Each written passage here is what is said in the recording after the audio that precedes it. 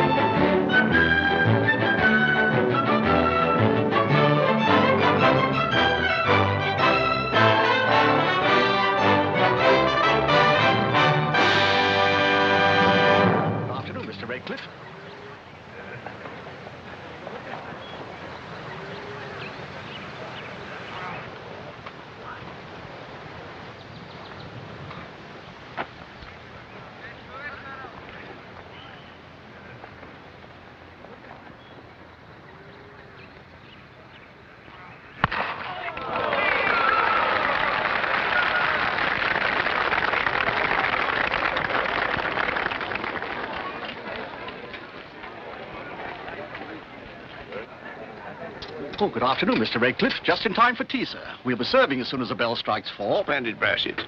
I see, what's the score? We've got 12 to their 88, sir. Oh, Nippentucky. Oh, yes, sir. Very close. Good, hard-fought battle. All innings, eh? Who's batting? Lord Fancourt Baberley.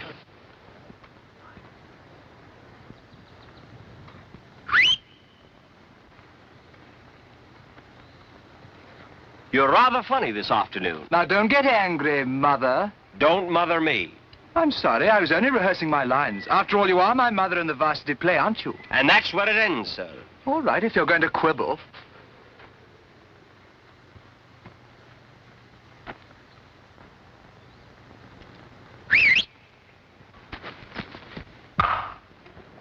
It seems to be coming this way. Oh.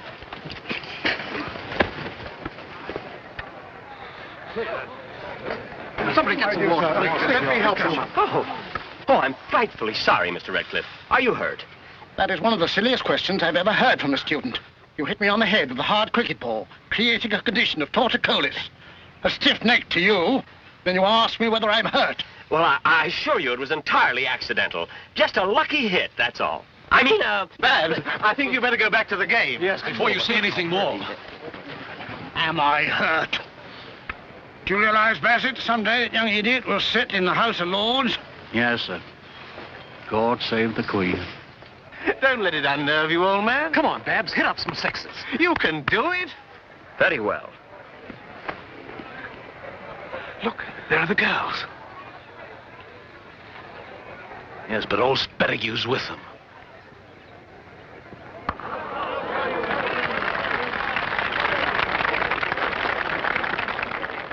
What's the score now? That gives us 60 to their 88. Joe, that makes it close, doesn't it? It does rather.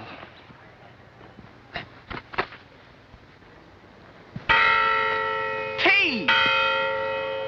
Good old tea. Good on you, Babs. Great Well hitting. played, Babs. Well played, Babs. He was terrific. Sugar, old man? 2 and a spot milk. Where's old Redcliffe? Maybe if I brought him some tea, he'd calm down a bit. He's over there, Babs. Oh, yes. Thank you, Redcliffe. I'm exceedingly sorry, sir. Another lucky hit, eh? Yes, sir. I mean, no, sir.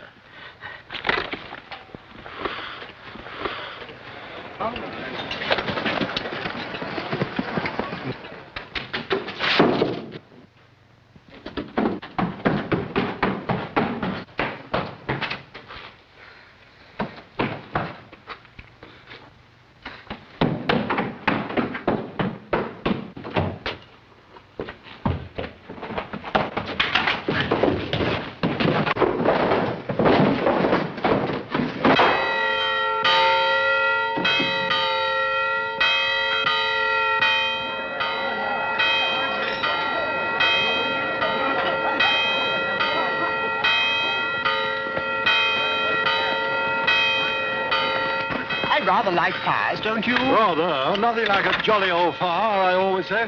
Oh, that's interesting. I've always had a bit of a passion for them myself. Really? Well, what do you say we have another spot of tea and see what's burning? Oh, perfect. Come on!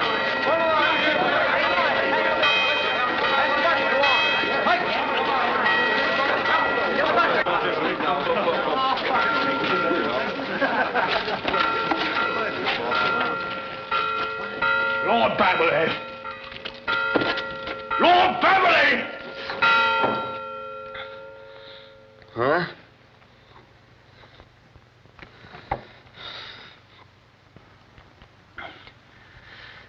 What happened? That is what I intend to find out in my study at 10:30 in the morning. Disgraceful conduct for a student at Oxford.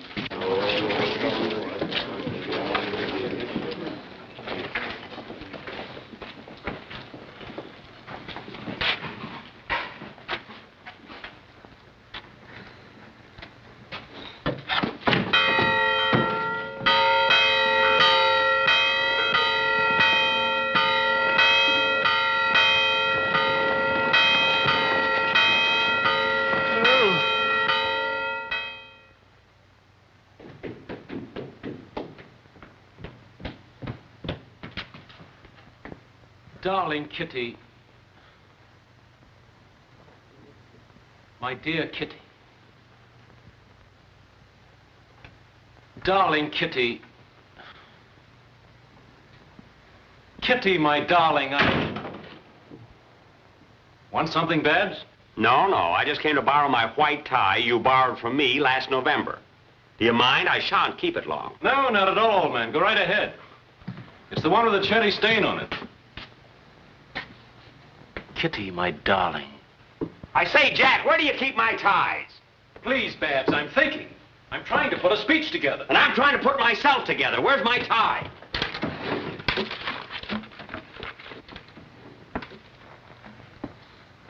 Kitty, my darling. In all this world, there is no one quite like you. Flattery won't help you any. I want my tie. Oh, I wasn't speaking to you. I'm rehearsing a speech. Kitty's coming to lunch, and I've got to propose to her directly after. That's all very interesting, but I want my tie. I've got to work fast. Old Spedigue's taking Kitty and Amy off to Scotland tonight. He wants to get them away from Charlie and me. What's the matter? Afraid you won't marry them? No, he's afraid that we will. You see, he's their guardian. Gets a salary for it. Well, as soon as they marry, his income stops. And there's my bag. I know I didn't pawn it. Oh, if you don't mind, old man, I think I'll keep it a little longer. I'm going away next weekend. So am I. Oh, now, don't be a bounder, Babs. We'll toss a coin for it. Hello. Oh, hello, Charlie. Have you met your aunt already? No, I'm on my way now. I dread it. It's bad enough meeting an aunt you know, but to meet one you don't know. Her name's enough to scare me. Donna Lucia Dalvadores. That's not an aunt, that's a cigar. Imagine, he doesn't even know what she looks like. It's not my fault. She went to Brazil before I was born. Be prepared, Charlie. She's probably a hideous old lady with suffragette tendencies. I wouldn't even bother meeting her. Well, hideous or not, she did all right down there. Married some Brazilian on his deathbed and came away with millions. Millions? Why, Charlie, what are you standing here for? How would you like it if you were a little old lady and had to wait at the station all alone? Station. Go and fetch, Charlie. There's plenty of time. Oh, is there? Now, mind you, don't miss her. You know how strict Kitty and Amy are. If your aunt isn't there to chaperone them, no luncheon. Don't worry, I won't miss her. Oh, I say, Jack, do you mind if I borrow a few of these? I'm expecting some friends in this afternoon. Oh, I'm sorry, Babs, but we'll need every drop for luncheon. Oh, that reminds me, I've got to be changing. Well, that's gratitude. Borrows my ties and my sweaters the moment I ask for a few bottles of champagne. Yes, Brassett. I just ran into Mr. Wiggins, my lord. He'd like you to stop by his shop and try on your varsity show costume. Oh, I haven't time for that now. I'll tell you what you do, Brassett. You go fetch the costume, bring it to my rooms, and I'll try it on later. Well, it's a bit of a distance, my lord. With a bundle, I'm afraid I'll have to take a cab. Oh, a cab, of course. Cab. Just a moment, I'll get it. Oh, I say, Charlie, could you lend me half-crown, please? Sorry, Babs, I'm flat. I'll get it for you, then. Jack, have you half a crown? Not a halfpenny. Just a moment. Lend me half a crown, will you, Brassett? Certainly. Thank you. Here you are, Charlie. Oh, thanks, man. Here we are. Well, thank you, Charlie. Awfully decent of you. The cab will be 2 shillings. Keep the change, Brassett. Oh, thank you, my lord. Thank you.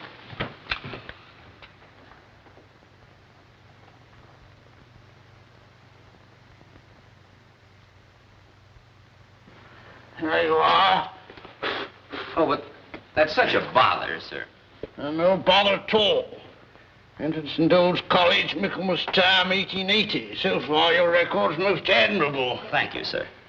Now, my word, you've been here a long time. If we realize there's regulation which says that a student may complete the course in not less than 3 years and not more than 15. But I'm only in my 10th year, sir.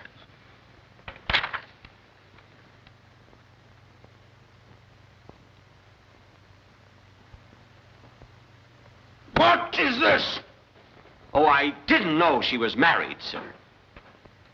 When I said you were to be rusticated, I was wrong. Thank you, sir. You, sir, are no longer a member of this university. You're expelled. Expelled? But please, sir, I must get my degree. You see, I'm due to join my uncle's firm in the fall, Hogarth, Hawkes, and Babberley, the famous London solicitors. And they've handled several sensational murder trials. And I'm sure, Mr. Redcliffe, if you ever have occasion to commit murder, I can get them to handle your case. You cannot bribe me, sir. Lord Babberley, you're expelled. Oh, no, sir. They won't take me in without an Oxford degree. It's tradition, you know. You should have thought of all that before you rang the fire bell. But I didn't do it purposely. I fell down the stairs. I was unconscious. Judging from your scholastic record, I think it's extremely difficult for you to determine whether you're unconscious or not. I assure you, sir, it was an accident. I tripped. I have witnesses. And who are the witnesses? Well, Charles Wickham and Jack Chesney. Wickham and Chesney? They're two very reputable gentlemen. Will they testify to that? Oh, I'm sure they will, sir. They were right there when it happened. And I know I can refresh their memory. Very well. Bring them here at 10:30 in the morning. If they corroborate your story, I reconsider. If not... Oh, thank you, sir. Thank you so much. Good day. Good day, sir. Good day.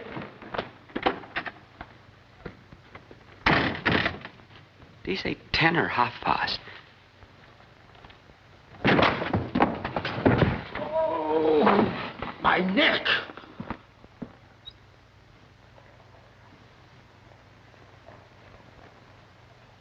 So, as your solicitor, Donna Lucia, I thought it only fair to acquaint you with the facts. And I'm most grateful.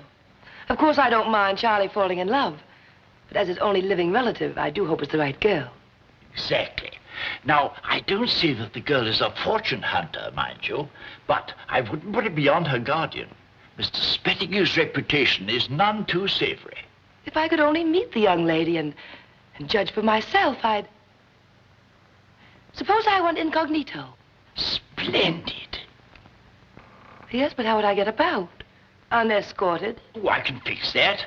I give you a letter to my nephew, Lord Fancourt Babberley, and ask him to show you around Oxford. Yes. Oh, no. No? No, that won't do. He's a friend of Charlie's, and he might warn him. But don't tell him who I am. Say that I'm Mrs. Beverly Smith. Ripping! Oh. What's the matter? Well, I'm just thinking Smith. Rather an ordinary name for a firm of our reputation to be connected with, don't you think? Well, how about Mrs. Beverly Smythe? Oh, now that's much better. Thank you so much. Oh, Jack. I say, Jack.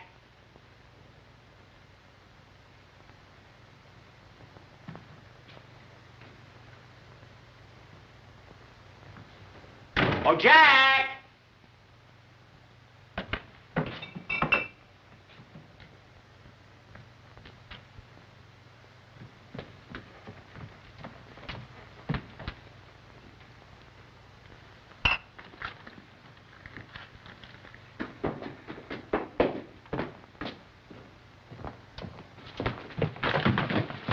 Oh, hello, Charlie. Did you meet my uncle? I mean, your aunt? No, she wasn't on the 11 o'clock. Oh, well, that's too bad. I hope she isn't lost. Oh, she'll probably be in on the 12:15. Now, Babs, that's not very sporting of you. You said I might keep it over the weekend. I did not. Besides, I want to have my initials put on it. Well, that can wait till Monday. Jack, look out! That's my bag! Charlie, that's my bag! Look out!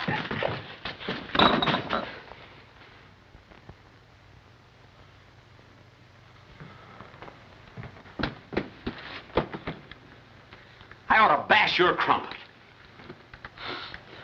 You might have cracked the leather. I say, you are in a temper. What happened? Did old Redcliffe find you? Find me? He's going to send me down. What? You'd think young Stafford would be sport enough to admit he knocked you out. He didn't knock me out. I tripped, and I've got witnesses to prove it. Really? Who? You and Charlie. Me? I wasn't anywhere near the place. And I was on the cricket field. You were both sitting on the top step, and don't forget that in Redcliffe's office tomorrow. Ha ha, so that's it. Oh, now I remember. We were sitting on the top step. Exactly. Yes, and I was sitting in your lap. Oh, stop spoofing, Chuck. Oh, I say, Charlie. You can't be there tomorrow morning. Oh, no, of course. I shall be dragging my auntie about. But, Charlie, I've got to see the Vice Chancellor. Now, look, fellows, you can't do this. It's a matter of life and death. If you're not there tomorrow, I'll be sent down. And then my uncle won't take me into the firm. And then my family will send me back to that sheep ranch in New Zealand. And when I arrive there, they'll all be waiting for me and calling to me. Who? The sheep. 35,000 dirty, smelly sheep. And every one of them saying, Babs, Babs. Well, what's so funny about that? You were only joking. Don't worry, Babs. We won't let you down. You better not.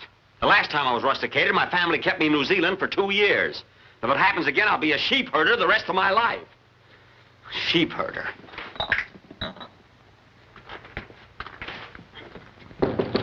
Come in. Beg pardon, my lord. I've just come from Mr. Wiggins with your costume. It's ready to try on. I'll do it right away. Now, see here. You can start laying the luncheon table at any time, Brassett. Yes, and Brassett, fetch me 6 penny worth of hairpins. Hairpins, my lord? Hairpins. Very good, my lord. Take it out of that half crown I gave you this morning. Yes, my lord. Beg pardon, sir. Come in!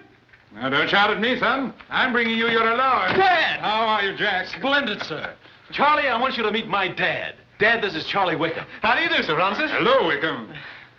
Well, I'll run along. I'll be in my rooms if you want me, Jack. Goodbye, Sir Francis. Goodbye, Wickham.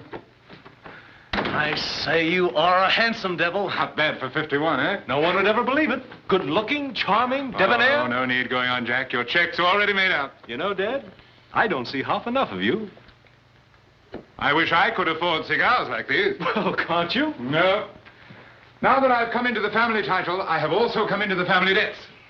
Debts? You know, red ink and all that sort of thing.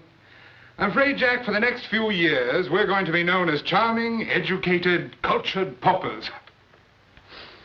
Well, that ruins me with Kitty. What's that? Oh, nothing. I just thinking aloud. Oh, there's one ray of hope, though. I think I have an appointment for you in New Zealand. New Zealand? Wonderful place. Great sheep-raising country. Yes. I've heard all about it.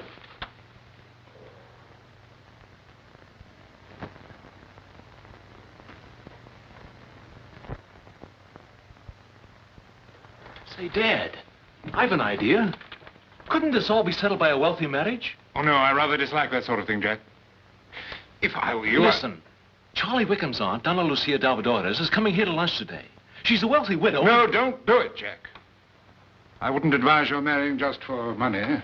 But not me, Dad. You. Me? You young devil. I'll get along, son. Don't worry about me. I wasn't, sir. I'm afraid I was being very selfish. What? You see, Dad, I'm in love. frightfully, devastatingly. But without any money, I haven't the right. What's she like? Oh, she's like the stars, the moon, and the sun. Is she now? Sounds like the real thing. It is, sir. I was going to propose to her at lunch today, but... How are the sheep in New Zealand? Pretty bad. Rather smelly, too. What's the matter, Jack? Won't she wait? Oh, I think she would, sir, but she has a guardian. Oh, your mother and I eloped under similar circumstances. Well, of course, at the time I had a little income. Yes, an income can be a wonderful thing. It certainly can. How old is this Charlie's aunt? Oh, I don't know. Probably 90 like most aunts. Well, at 90, they don't bother you much. And you say she's very wealthy. They say she has millions. I'm sure your mother would understand. Hmm? Well, I'll have luncheon with you today. Oh, no, Dad. I couldn't let you do anything like this for me. A loveless marriage? But I'm doing it for love, son. I think I'll run along get shaved. No man should propose on a full beard. After all, it'd be rather nice to have the stars, the sun, and the moon for a daughter-in-law. What'd you say her name was, Jack? Kitty. Kitty. That's a lovely name, Jack. Yes, sir. It is. Kitty.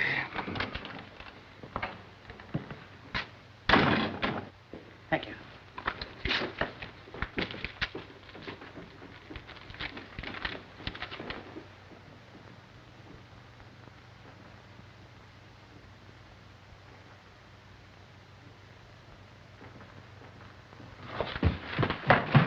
Jack! Jack! She's not coming. Don't tell me that. But she must come. We're expecting her. Send her a wire. There's Tell not her. time enough. The girls won't stay without a chaperone. Maybe the registrar's wife was... Jack! Look!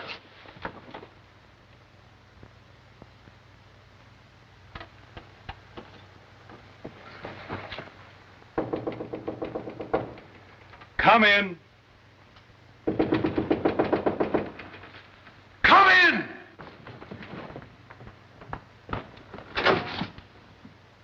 Oh, I beg your pardon. Can I help you?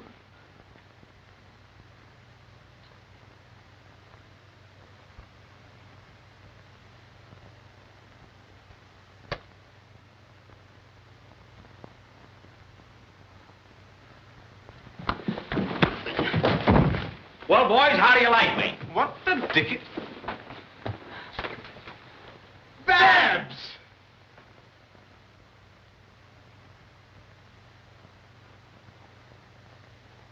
Auntie.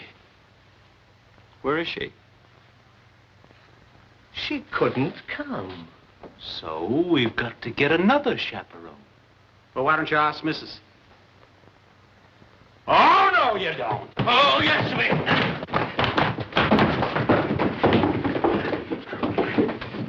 Now, stop it! Stop it, you blighters! Stop it, I say! Stop it, you fellas! Stop it, I say! If you can fool us, you can fool the girls. Come on, Babs, be a sport. I won't be a lady for you or anybody else. Now, keep your distance. And I mean it. Very well. You know, Charlie, I've just been thinking. I don't remember seeing Babs trip on the stairs last night. Come to think of it, I don't either. And if we didn't see him, we couldn't very well tell Redcliffe that we did. Oh, of course not. That would be lying. But you've got to. He'll send me down if you don't. Then you'll be able to see all those lovely sheep. This is blackmail. Yes, it's very simple. You help us and we'll help you.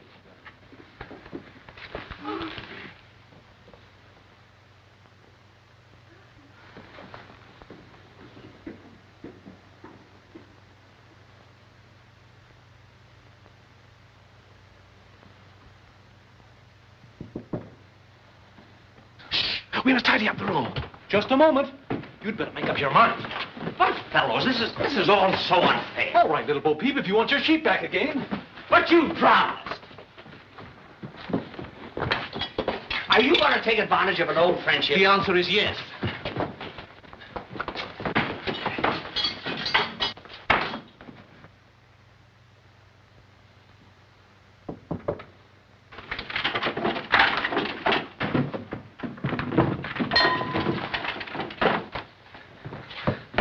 Well?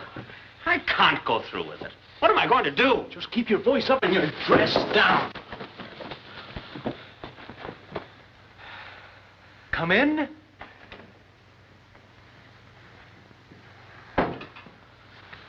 How do you do?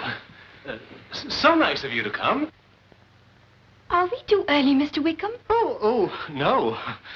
You didn't mention any time, Mr. Chesney, so we came directly. Mr. Spettigue left the house. Well, won't you sit down? Yes.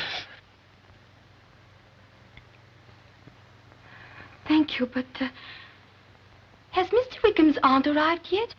Oh, yes. Yes, of course. Oh.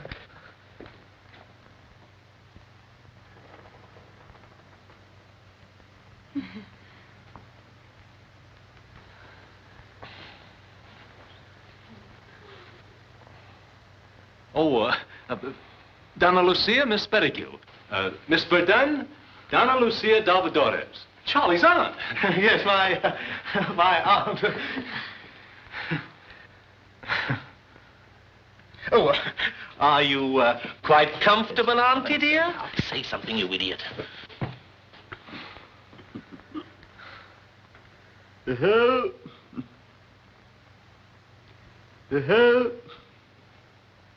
How do you do?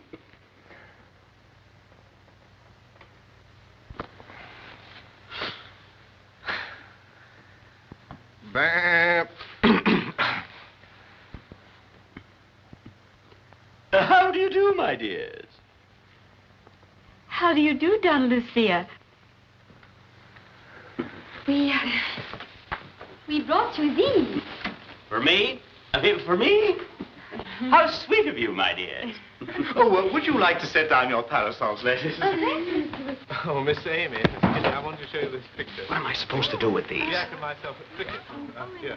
Put them in your dress. No, that's another fellow. That's Jack at the top with his moustache. He had one last year.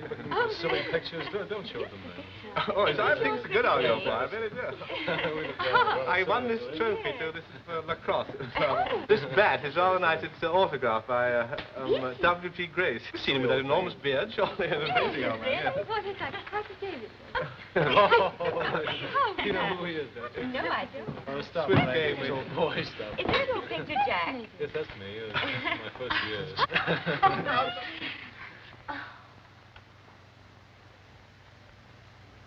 May I arrange this for you, Donna Lucia?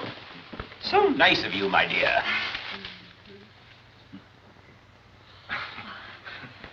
The table. This is the one I meant. Thank you.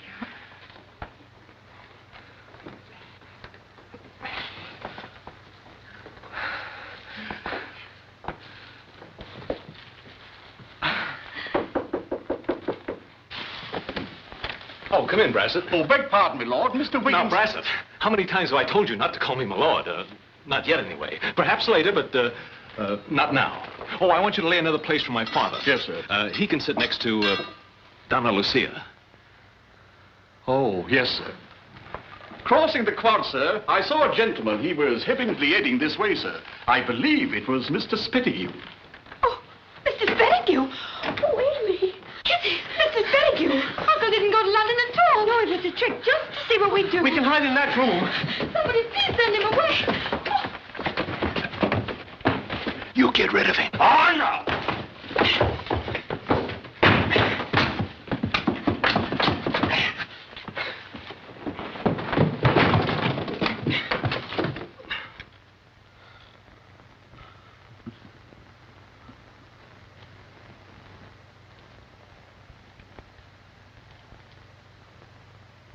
I wish to see Mr. Chesney. Well, don't shout. I'm not a barmaid, you know. Where are Mr. Chesney and Mr. Wickham? And where are your manners, you drunken sot? Remove your hat in the presence of a lady, or I shall write to the Times about this.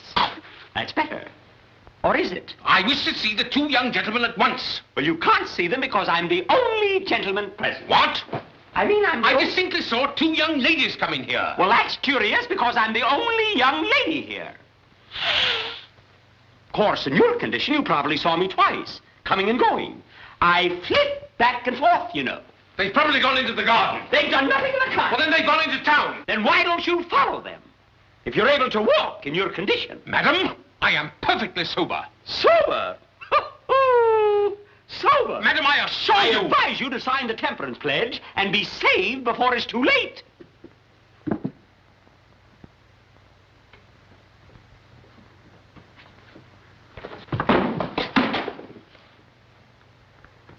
Something just hit me.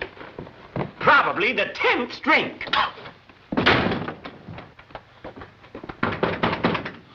You can come out now, my dears. How sweet of you, Donna Lucia. Oh, you were an angel to do it for us.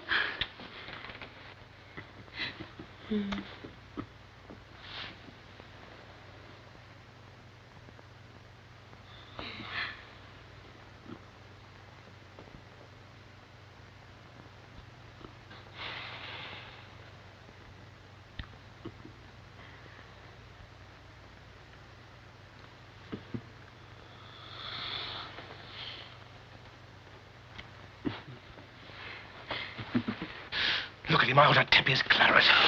Donna Lucia. I think you'd better sit down. Ladies, I don't think you've seen our view of the cloisters, have you? On a clear day, you can see them quite clearly. When it's clear... Really? Over there's... I just saw your father coming up the stairs, sir. Now, you be careful when my dad gets here. Why, I'm not related to him, too, am I? Of course not, you idiot. You're Charlie's aunt from Brazil. Brazil. You know where the nuts come from. Oh, did you have delegation? No, it's my father. Hello, Dad. Hello, Jack. Miss Pettigrew, Miss Verdun, Kitty, my father. How delighted. Has she come yet? Oh, Charlie, will you introduce your aunt? Oh, yes, of course. Donna Lucia d'Alvadores, Sir Francis Chesney, Jack's father.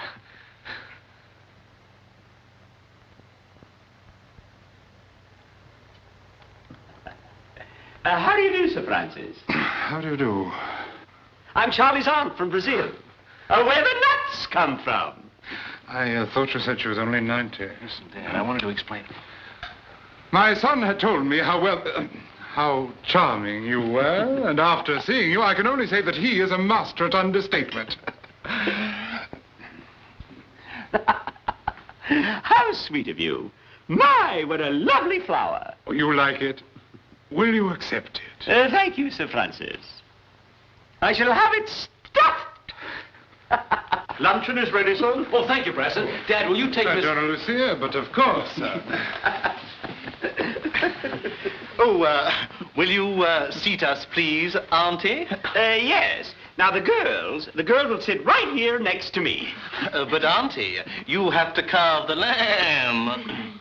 Well, in that case... The young ladies will sit there and there. Yes. Will you be seated, Donna Lucia? I will sit here, son. Brassett, you can open the champagne. Yes, sir. How do you find the climate in London, Donna Lucia? Brassett, where's the champagne? I can't seem to find it, sir. What do you want? The champagne, Auntie. What, you haven't any? Lucky I brought some with me. In my bag, Brassett. So! I was right after all. Mrs. Pettigrew, I'm out, Smith. This instant. Come out, come out. Please, Mrs. Pettigrew, how can I assure you we thought... You thought I'd gone to London. That's why you both came here. Where did you get that hat? Take it off! You're a very silly old woman, and please don't interfere. Why, you... Look here, sir. You cannot put such an affront upon Mr. Wickham's friends. I can only say that I'm deeply annoyed to find my niece and my ward, without my permission, coming here to... Meet Mr. Wickham's aunt. Indeed. Allow me to introduce you. Donna Lucia d'Alvadores, Mr. Spettigue. Donna Lucia d'Alvadores? The millionaires?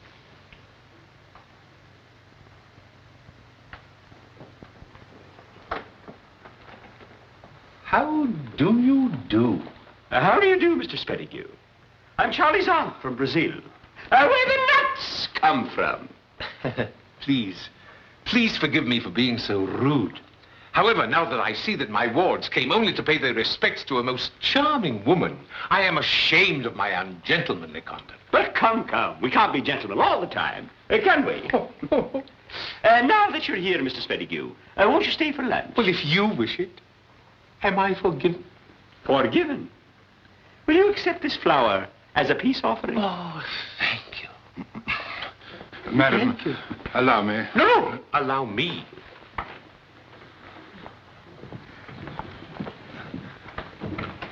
Now, shall we sit down? Blessed, you may serve the... Is it not romantic that Shelley once trod these same paths, and here we are? And here we are. Oh, why you... Oh. Why, I beg your pardon, madam.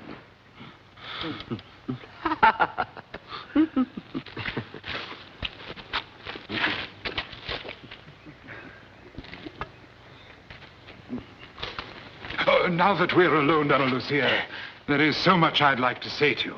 I know, and there are a few things I want to say to you, too. Oh, don't be afraid, Donna Lucia. Let your heart speak. I doubt that this is the time or place. I have it. Let's meet in the garden over there in 15 minutes. Good. Then we can speak freely. I shall be waiting. I see you've got rid of Sir Francis. Yes, he had an appointment. Good. And now that that fortune hunter is gone, I can tell you something that has been on my mind ever since I first met you. Well, I'm sure it'll be very interesting to one of us. I know a very quiet little place. A shady bower near the river. Splendid. You go there and I'll meet you later. Oh, you come with me. My reputation, you know. If they see us together, people might talk. Of course. Forgive my impetuosity. Now, just follow this path. You can't miss it. You can't.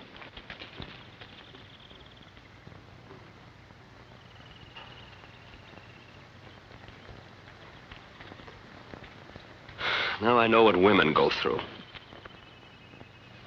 My dear Kitty,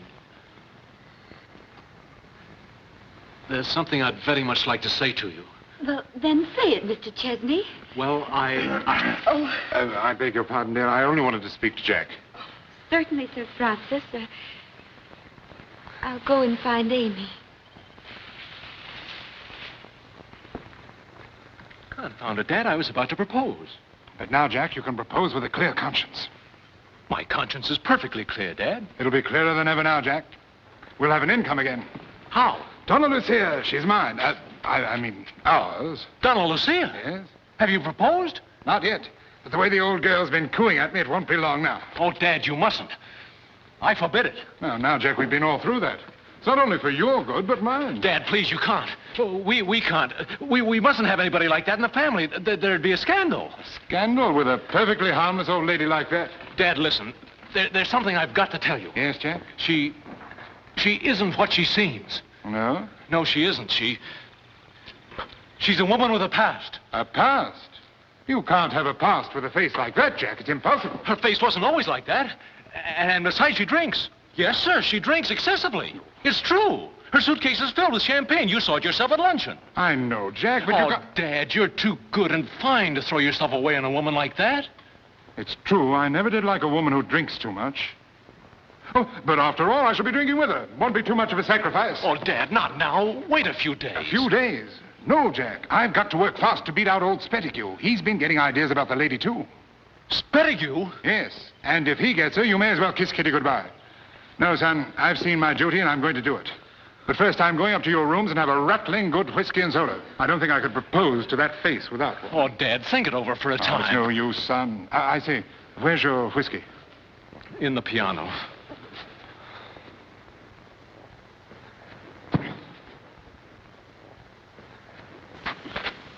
Oh, Donna Lucia!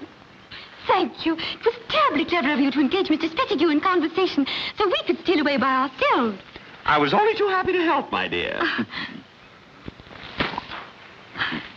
My dear, would you be good enough to show me the cloisters and things? Delighted.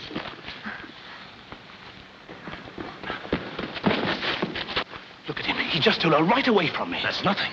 You know where my father is? Getting himself a rattling good whiskey and soda. What for? To propose to Babs, that's what for. Propose to Babs? For my sake. For your sake? Yes, for somebody's sake, let's do something. Donna Lucia, may I see you for a moment? May I show you the hollyhocks, Miss Amy? Oh, yes. Please remember, I'm a fragile old lady. Have you been leading my father on? No, I merely fluttered my eyelashes. Well, that was enough. He's going to propose. All right, if he wants to propose. What? Oh, no, not me. I'm not going to marry him. Where are you going? Going up to my room and barricade the door. Your father's an army man, and I know the army. Now, don't be an idiot, Babs. All you have to do is remain calm. Calm? With the army after me? No, Jack, I'm through. I'm getting out of these petticoats right now. Baba, black sheep, have you any wool? Yes, sir, 3 bags full. All right, you win. But if I turn out to be your stepmother, don't blame me. Well, all right, what are you waiting for? Bring on the old Rui and we'll get this wrestling match over with. He's bolstering his courage at the moment with a drink. He's a little nervous. He's nervous. How do you think I feel?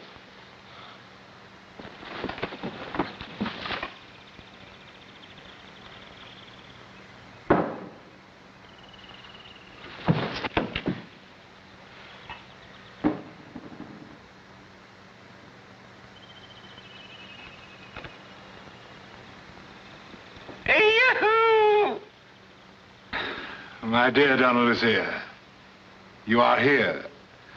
Won't you come into the garden?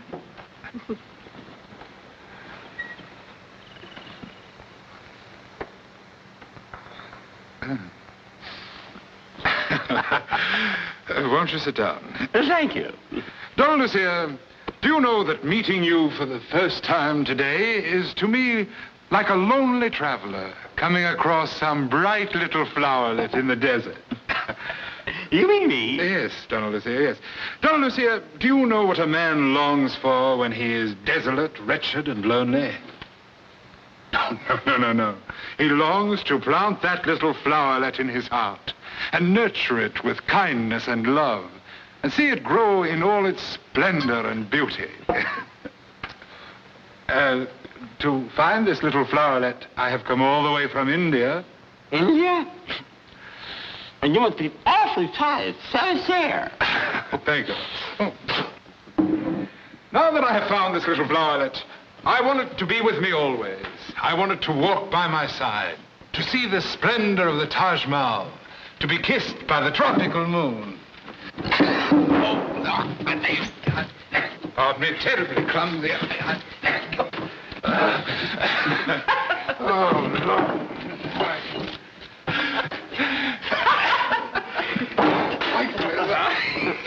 What a clumsy oaf I am. So terribly sorry. I will waste no more words, Donna Lucia. Will you be my little flowerlet? Will you be my wife? Well, you see... And then I may hope? I'm afraid not.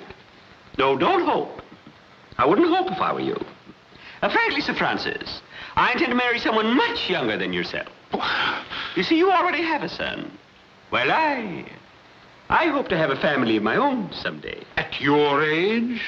Oh, I know I'm a little young to be speaking of children. But I won't always be young now, will I? No, I suppose not. But I promise you one thing, Sir Francis. I will always be a sister to you. That is, if you care for that sort of thing. No words of mine can alter your decision. Then please accept my regrets and apologies for ever having broached the subject. Good day. Good day, Sir Francis. Good day.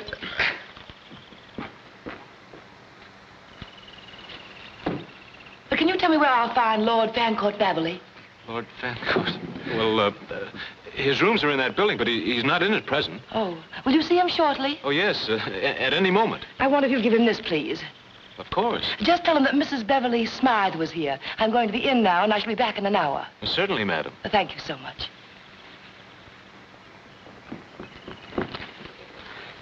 That's the woman Uncle telegraphed about. And from here, she looks mighty nice.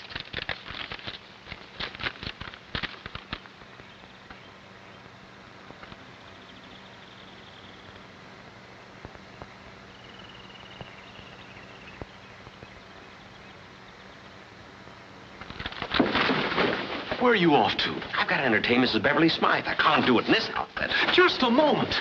You can't quit on us like this. Now, see here, Jack. That woman is a very important client. And I've got to... Oh, now look who's coming.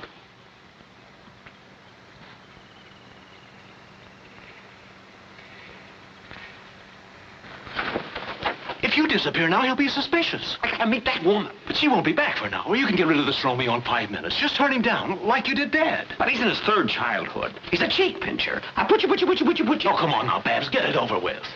Oh, all right. Do I look seductive enough?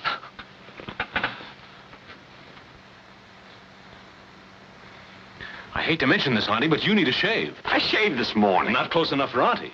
If old Spettigue pinches your cheek and feels that stubble, it's trouble. Now, come on, be a good girl and whisk off those whiskers. You can use the razor in my room. Why can't I be a bearded lady?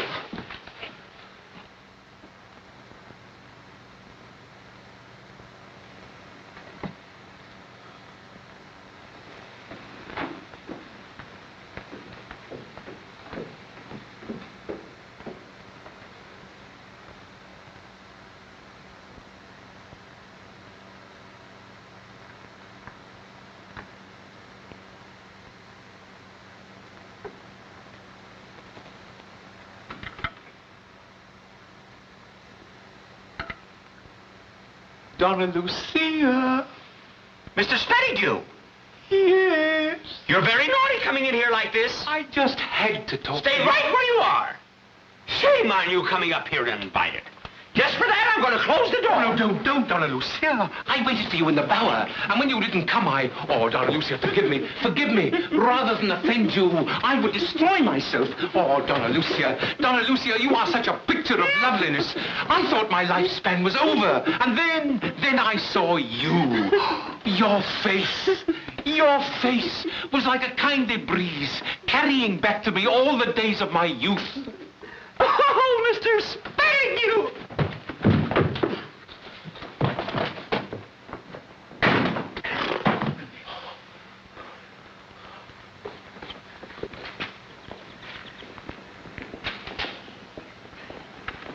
I say, Babs, have you seen Kitty? Kitty? All I've seen is Spettigue. Spettigue? Yes, and he's after me. Come on.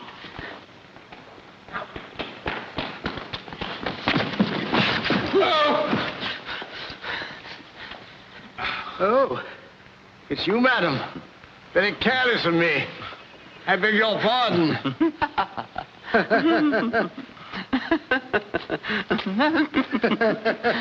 Oh. That was a close shave, wasn't it? Yes, but not close enough. Look. Spettigue caught me right in the middle of it. What? Yes, and keep your eyes open for him while I finish shaving.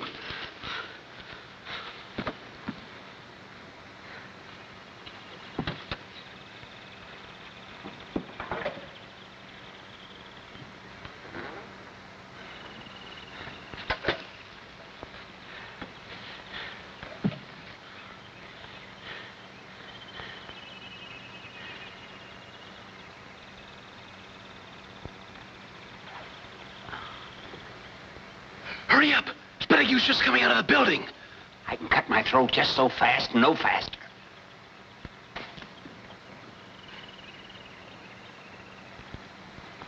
Here he comes. Good. Let me at him.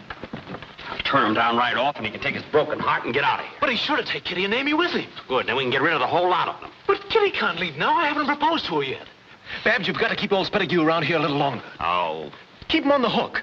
Just until I've had my talk with Kitty. But I can't do that. What do you take me for, a tease? And what about Mrs. Beverly Smythe? Now listen, Babs. Oh, all right. But hurry up before my beard grows back again. Here he is. Ah, there you are. Hello, Donna Lucia. Chase me! Oh.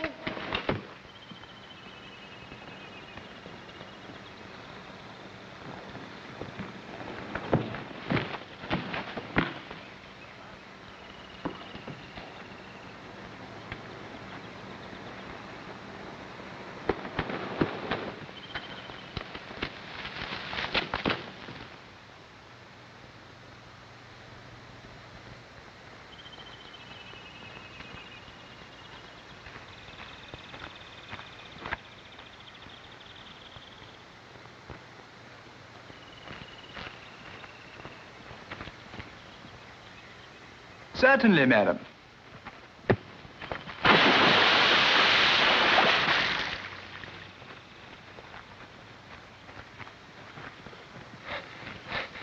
Excuse me, sir. Have you seen a distinguished-looking lady about here?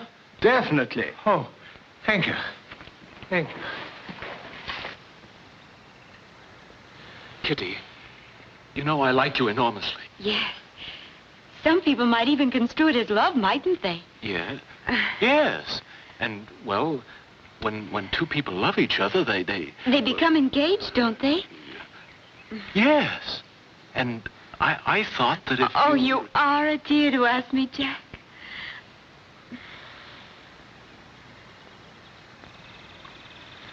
Oh, what's the use of talking? I'll be poor for the next few years. We'd have to live in the suburbs on tuppence a year. Well, is there any reason why we shouldn't? Kitty. You know very little about me, Jack.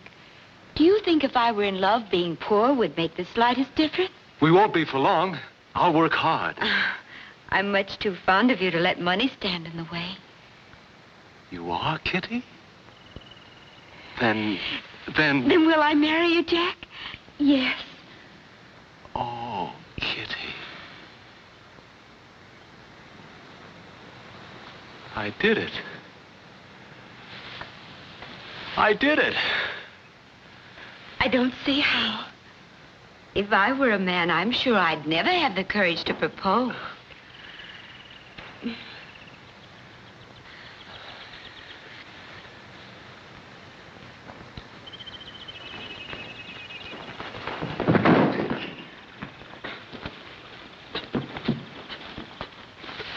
Oh!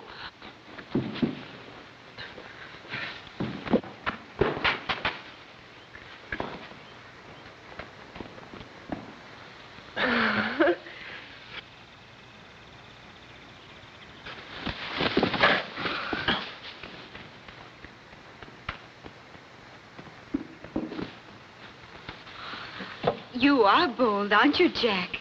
Oh, I'm terribly sorry, Kitty. Oh, I wasn't complaining. I was merely expressing an opinion.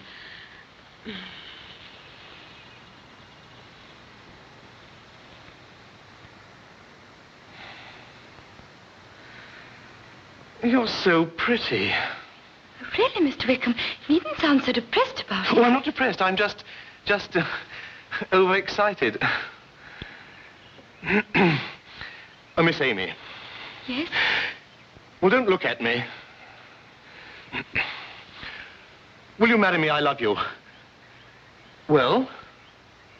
Well, what? Well, aren't you going to say this is so sudden? Well, it isn't really, is it, Charlie? Amy! What, Charlie? I forgot about Uncle. Well, what about him? Oh, but what about my guardian, Mr. Spettigue? Oh. I'll see him at once and ask his consent. And you must get it in writing. Writing? Yes, so that later he can't retract it. You don't know him as well as I do. I don't trust him. Oh, but I couldn't ask him to do a thing like that. No. But Donna Lucia could. Donna Lucia? Yes. Mr. Spettigue has fallen a complete victim to her charms. He'd do anything for her. Oh, hello, Charlie. Where's Amy? Oh, over by the gate. Oh, I must go and tell her the news. I've done it, Jack. I've done it. Done what? Told Amy everything. Oh, you fool! What for? Told her what? Told her that I love her. Oh, is that all? Is that all? Why, it made me feel most peculiar. But she says I've got to get the old bounder's consent in writing. Me too. I wonder if the old miser can write. Well, there's only one thing to do about it. Psst. Hey, Auntie. Donna Lucia!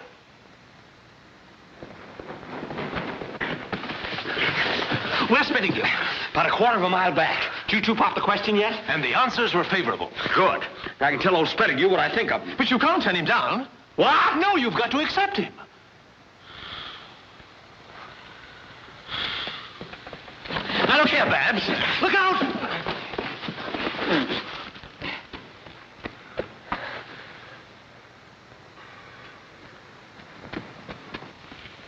Get off. Babs, you must be reasonable. Look, Boris, I could never be happy with a man like that. I won't accept... Only temporarily. Only until you can get his written consent for the girls to marry. If you turn him down, he'll never give it. Just string him along. Look, when I have to use myself as bait for an undersized mackerel, that's the end.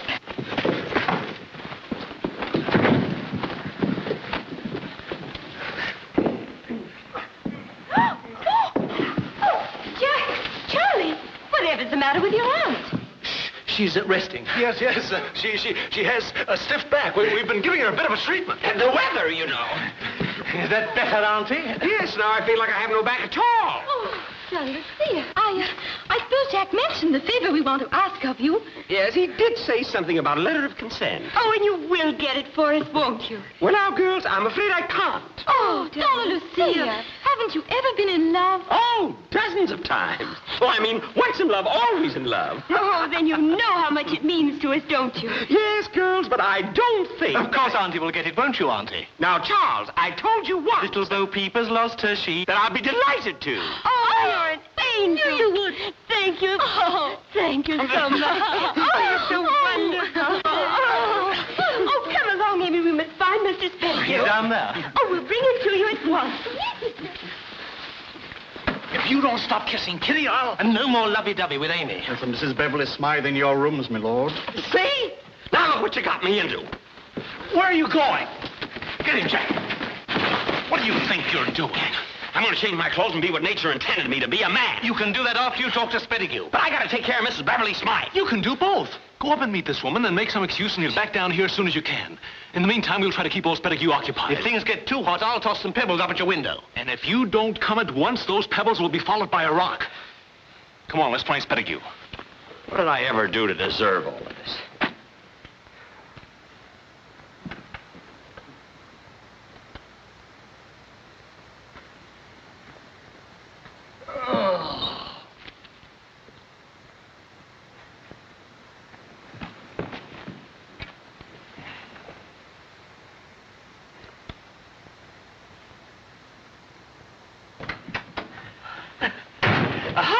How do you do? I'm Lord Fancourt Beverly. Oh, and I'm Mrs. Beverly Smythe. How do you do?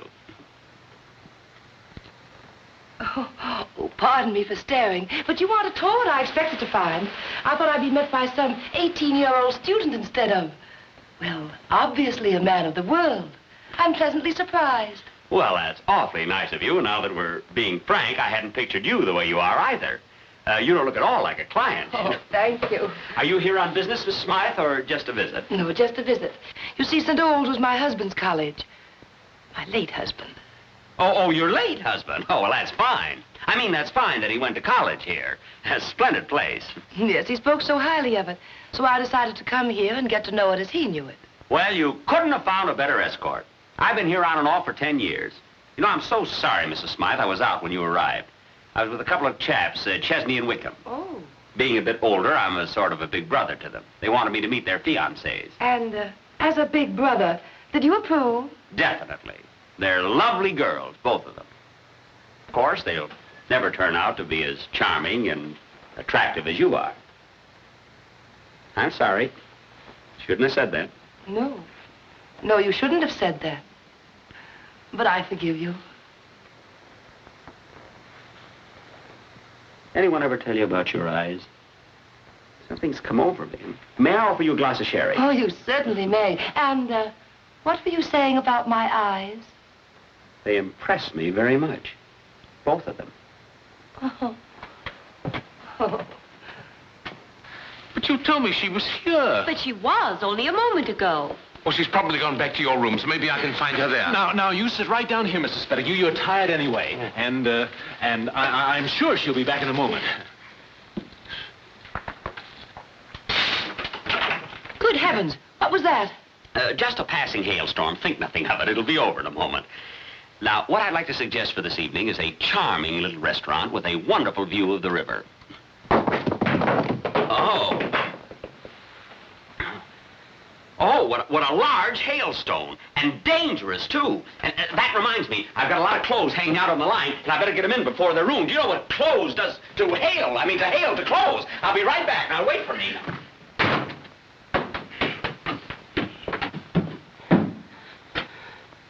I beg your pardon, sir.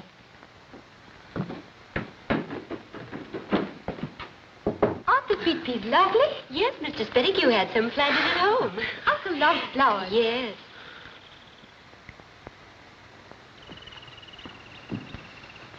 Ladies, would you excuse us? Yes, please, Certainly. please. Come on, help me, will you? By the time I put these clothes on, there seem to be more of them.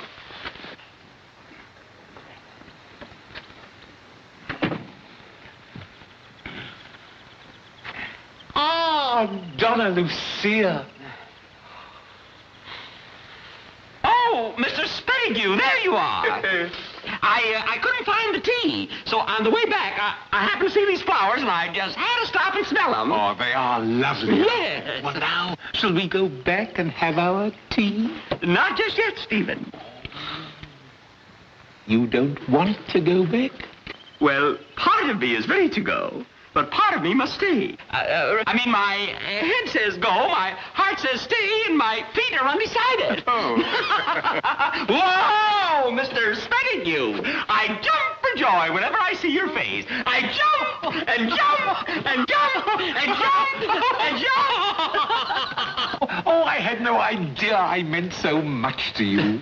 Well, now that we understand each other, I'd like to ask a favor of you. Anything. Anything. I want you to write a letter giving your ward and niece consent to marry my nephew and Mr. Chesney. Oh, but there's so much in love. Stephen, please, just for my sake. Oh, but why? Why speak of other loves when we have our own? But I can't think of myself until I see those children happy. Very well. We'll discuss it tonight. Good.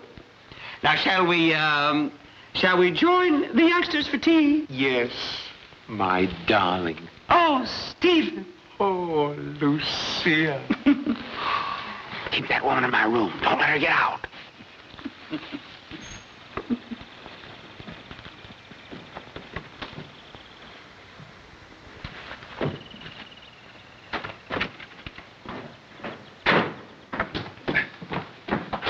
Son! Son! Mrs. Beverly Smythe. I'm Jack Chesney, a friend of Beverly's. He was called over to the proctor's office, so he asked me to come up and explain. Thank you. Hey, Jack. Oh, excuse me. Well, son, why don't you introduce me? Oh, Mrs. Beverly Smythe, my father, Sir Francis Chesney. Oh. I hope I'm not intruding. Well, not at all. I was supposed to have tea here with Lord Baberley, but he seems to have been detained. Oh, what a shame. Well, the others are having tea in the garden. Why don't we three join in? No, I'm sure Mrs. Beverly Smythe wouldn't enjoy it. Just two silly girls and Charlie Wickham's old aunt from Brazil. And an old aunt from Brazil? Yes. Well, what sort of a lady is she? Oh, a horrible old thing. Really? Well, I must see her. I spent a little time in Brazil myself. We should have a great deal in common. Oh, but I'm sure you won't like her. Nonsense. I can't wait to meet her, Sir Francis. Madam. Thank you. You know, I'm quite charmed with your town of Oxford here. I hope you shall allow me to show you around. Well, it's very grateful of you, Sir Francis. My dear. Thank you. What a wonderful day. All of us being together. I hate to see it end. Oh, but it's sharp, my dear. Now, I have a capital idea. We shall all dine at my house this evening. And we'll steal away and be alone together. That will be heaven.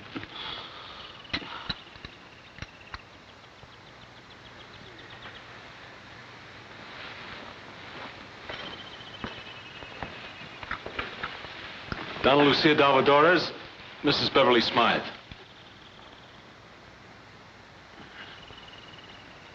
How do you do?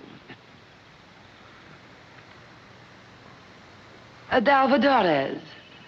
Of course. I knew your late husband intimately. Oh. Oh, she knew my late husband intimately. Well, you two should get along famously. Yes, your husband and I... Now, please, I'd much rather not discuss it. You see, that's one subject I just can't talk about. I just Oh, I'm so sorry. How many sugars? I mean, oh, I don't know what I mean.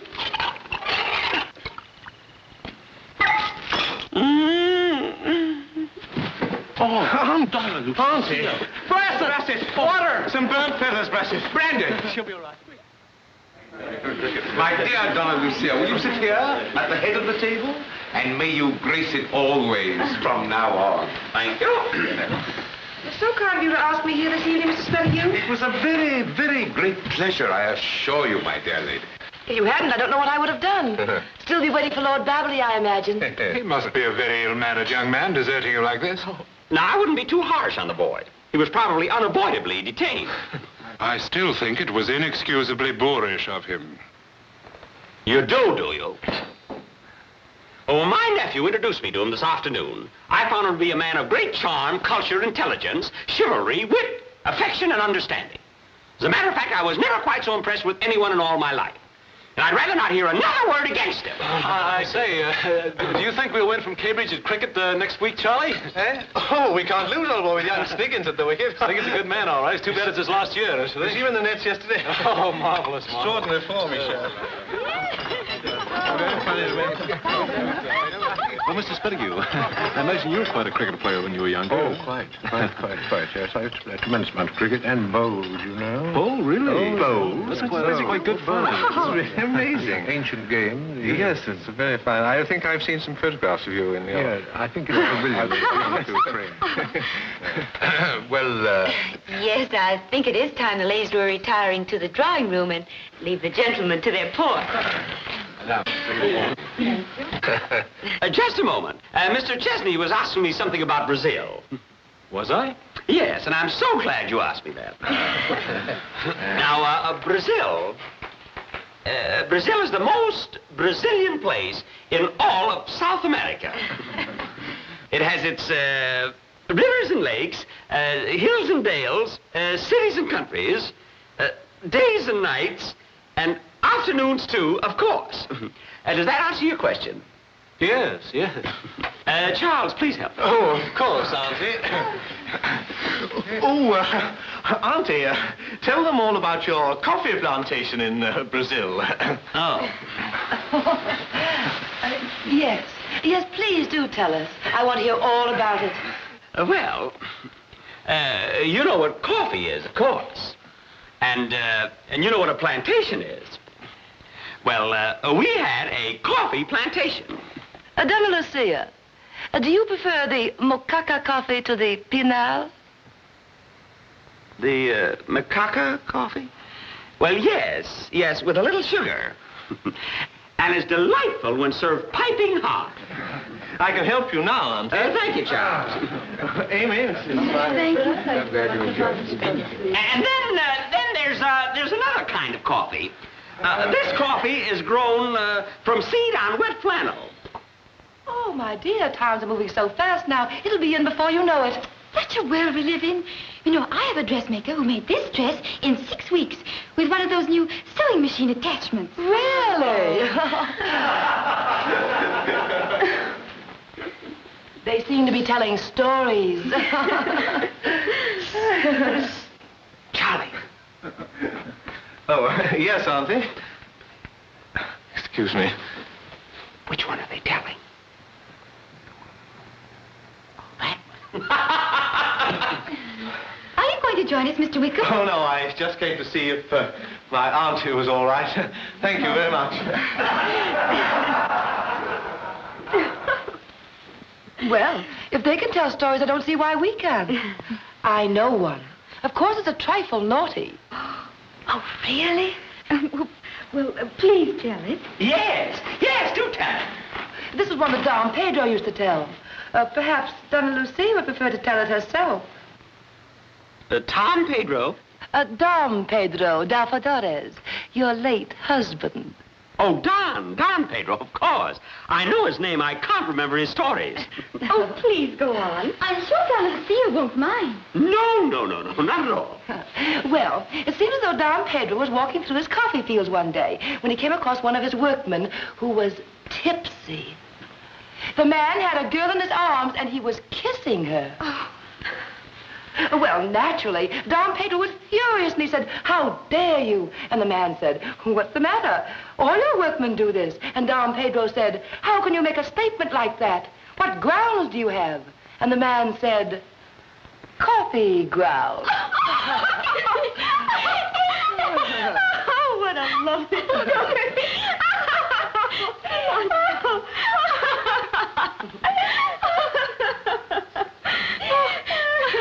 Silliest thing I've ever heard.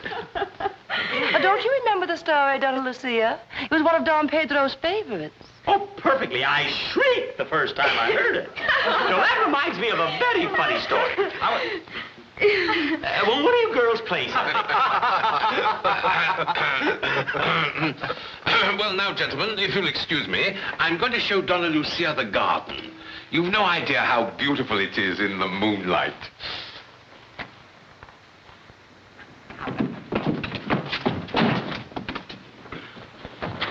Oh, Donna Lucia, we are alone at last. Don't touch me. I'm very, very angry with you. Lucia, you wound me. Don't say that. Well, I do say it. The way you promised me to treat me like this. Promise? Yes, the consent you promised me in writing. But I didn't promise. Why, Stephen, to think that you'd go back on your word. Oh, Donna Lucia.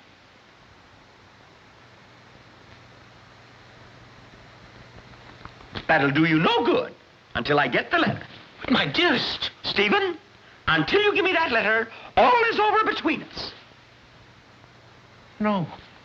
No. We can never be apart. There is some unseen something that binds us together. Well, maybe you're right. Just the same, I want that letter. Very well, dear. I'll go to my study and write it. But then will you say that you'll be mine? I'll say anything you like when I get the letter. Darling. Oh. If you look, you're no gentleman. Now you may help me out. Oh, 1,000 pounds. Dearest Lucia, tell me, did you hurt your back? My back is fine. Now go right to it. I won't be a moment. Darling.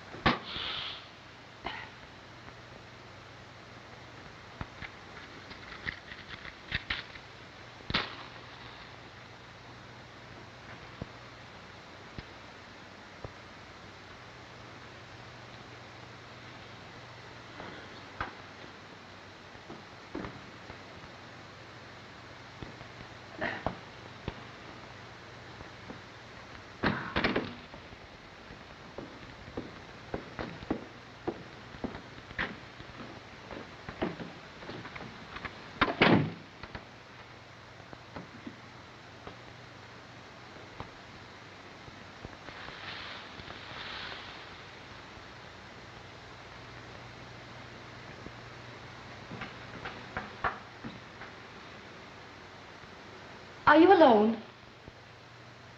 May I sit down, please?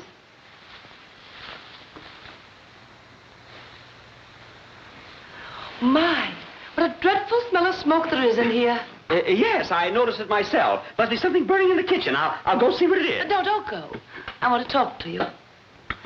About your late husband, Don Pedro. Let's not talk about him. He was such a cruel husband. The Don Pedro I knew was so kind. Oh, that's his father, the old Pedro, the one with the beard. Oh, forgive my curiosity, but have you any children? Children? Only a few. None to speak of. Donna Lucia, I'm surprised that you haven't acquired the habit of smoking. So many Brazilian women have, you know. Well, confidentially, I was just puffing on a Perfecto when you came in. I thought you might not understand. So would you care for one? They're very mild, you know. Oh, no. No, thank you. Well, you don't know what you're missing. Oh, Lord Baverley. Yes?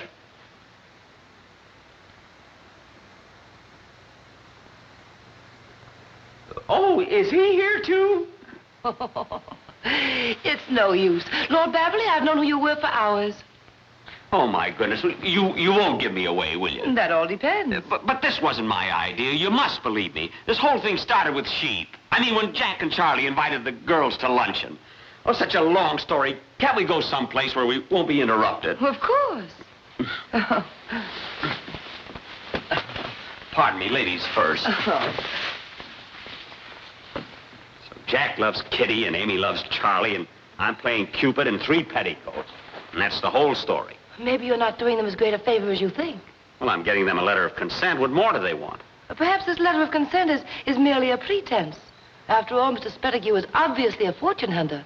Perhaps the girls are after money, too. Well, that's impossible. Mr. Spettigue was against the marriages. Oh? Oh, he was? Of course. The moment love flies in the window, his income flies out. The only reason he's consenting now is because he thinks he's going to make more money by marrying me. Oh, please don't do that. I have other plans for you. You have? Yes. When you join your uncle's firm in the fall, I shall insist that you handle my affairs. Well. In all deference to your uncle, I think it might be rather fun to have an attorney who thought something more of love's young dream than just a future alimony case. Do you solemnly promise to be my first client? I do. Well, tell me. Do you believe in love at first client? Oh, you do? I do. Donna Lucia. Donna Lucia.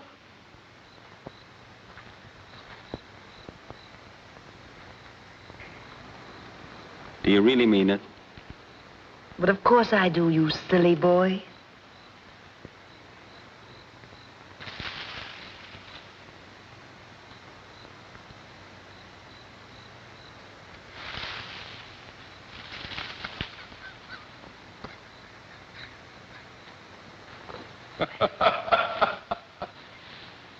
Well, I heard something.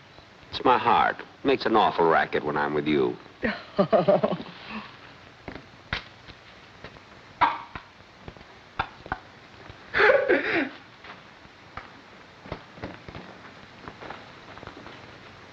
Let me be the first to congratulate you, sir.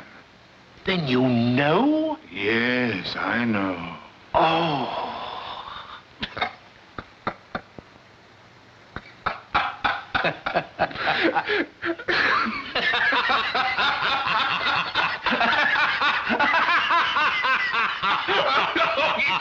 Thank you.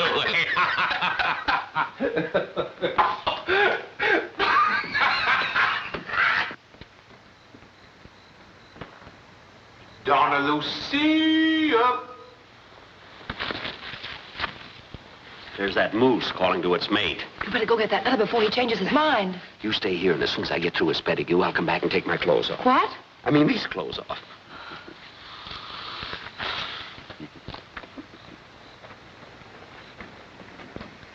Steve! Where have you been? I've been looking high and low for you. Oh, I'm terribly sorry, my sweet. Children! Amy! Kitty! Mrs. Smythe! Is that the letter? Yes, but first let us seal our betrothal with a kiss. A kiss?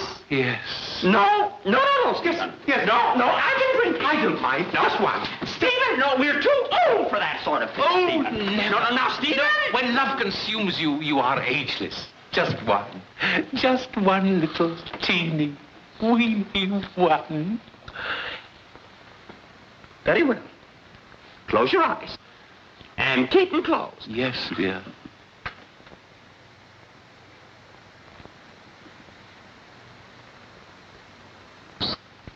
Oh. Now, give me the letter. There it is. Just one more. No more.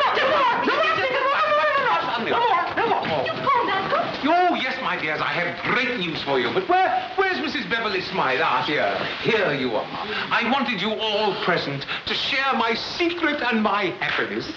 Oh, Donna Lucia, just to think of it makes my heart pound and pound. Now, Stephen, remember there are others present. Oh, I'm sorry, dear. Well, you should be. Yes. It's just that love has made an audacious boy of me again. And children, Cupid has found another victim. A good fairy has tripped in among us, bringing with her unexpected light and joy. Oh, my darling, just feel your gentle touch. Please, Stephen, we're not on our honeymoon yet.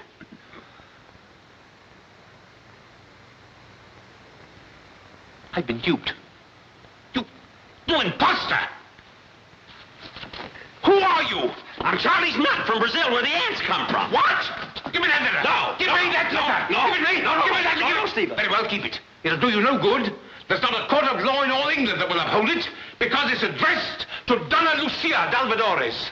And it's been delivered to Donna Lucia Dalvadores. But he isn't Donna Lucia. No, but I am. You? You?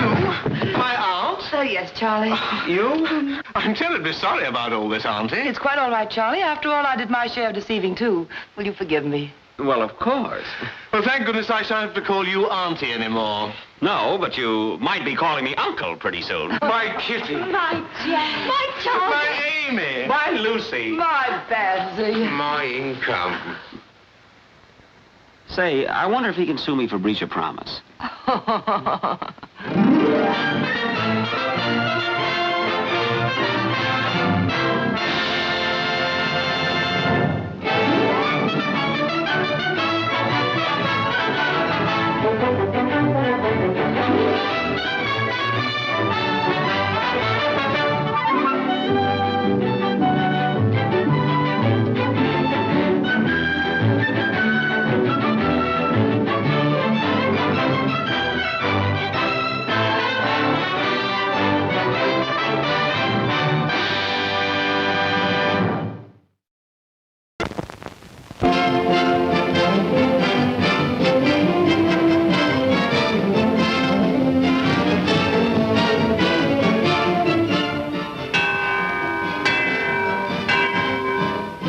Minutes till showtime. Why not add to your enjoyment with a delicious confection and drink at our attractive refreshment stand?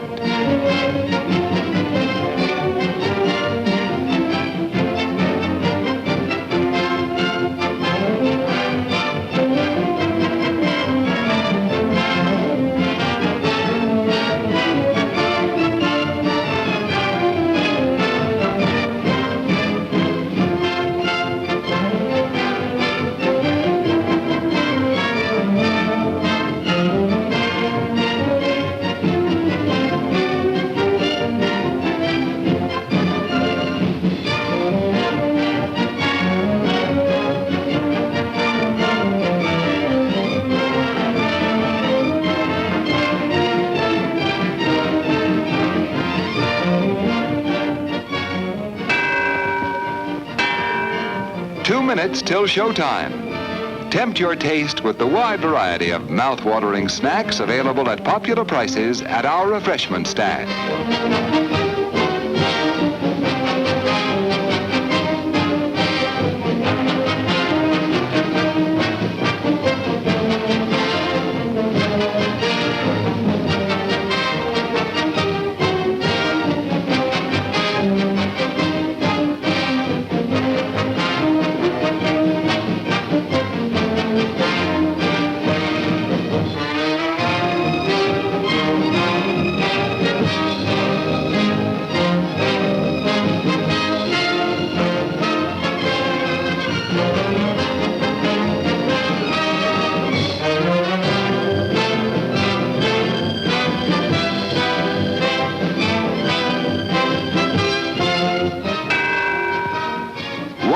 Till showtime. Satisfy yourself with a thirst-quenching drink. Your favorite beverage awaits you at our refreshment stand.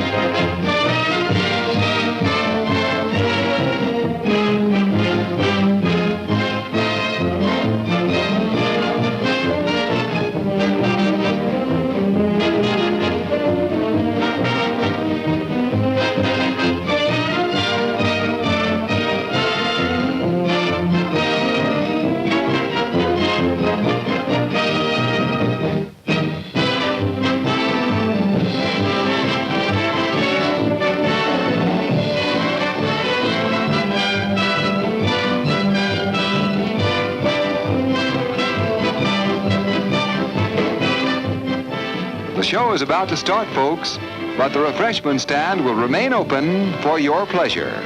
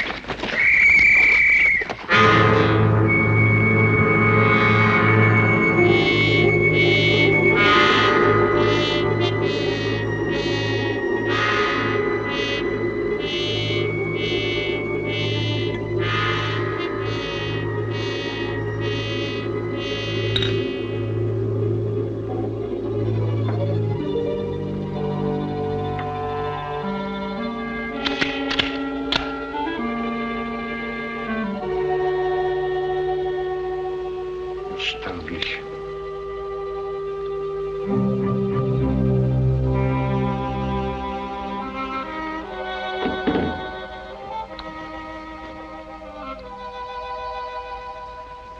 London.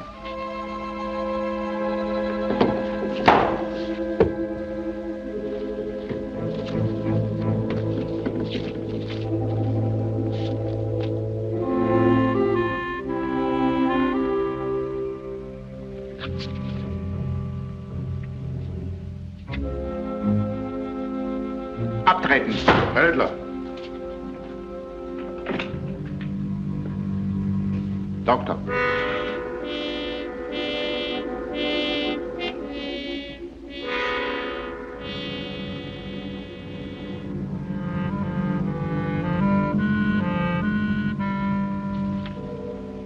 Donnerblätter.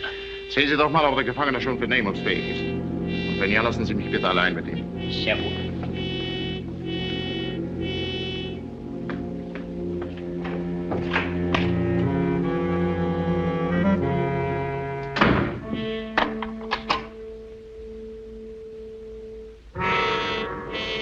Nötige Umgehen, Aussage 6. Ja, genau wie im Fall Rositzky. Natürlich anderen Namen. Captain Alan Thorndike, Engländer. T-A-O-R-N-D-I-K-E. K-E.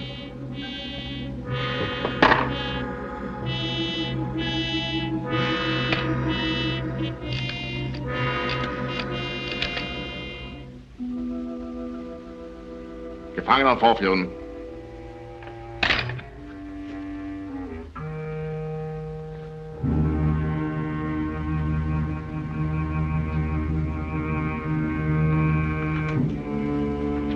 Langsam, langsam.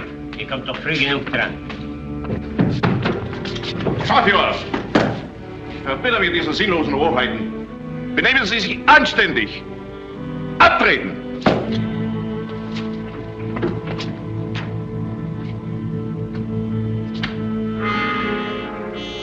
Pray be seated, Captain Thorndike.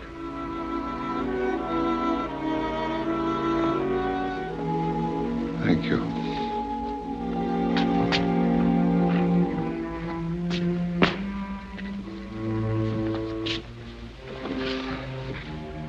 Have a cigarette. Thank you. You know, if you just walked up to this house in a normal way instead of... you would have been invited to lunch by our Führer. I've anticipated the pleasure of meeting you for years. I'm afraid I don't know. Like you, my dear Thorndike, I've had but one passion in life, and that is the hunting of big game. I'm convinced that I would have become more famous even than yourself if I hadn't renounced it in favor of politics. Politics? Yes, I find it a more exciting field of action. My branch of it. You're surprised that I know your name so well. I was in Nairobi on my own safari the year that all Kenya rang with your exploits. So you see, it's quite natural that I should know who you are. Yes. And also you've taken my passport. Nonetheless, my dear Thorndike, I should have recognized you on sight. A man whose brother was a guest in this house only last September. So you know my brother? When Lord Risborough was sent here by your Prime Minister on a mission of appeasement. I found him a credulous simpleton. Do you know, Thorndike, that this is the most closely guarded house in the world? Rather. I would have staked my life that no living thing could have entered this area without being seen. But then, of course, we didn't count upon a creature that has learned to stalk the most cunning animal, that can catch scents upon the wind, and has mastered the trick of moving through a forest as if he were transparent. Look out there. For 500 yards, not a tree, not a shrub. A man running towards this house would be cut down before he'd taken 5 steps. And yet, on that ledge above, was a man with a precision rifle and a high degree of intelligence and skill that is required to use it. Your judgment of distance is uncanny, Thorndike. The sights were set at 550 yards, only 10 feet short of the exact range. I checked it.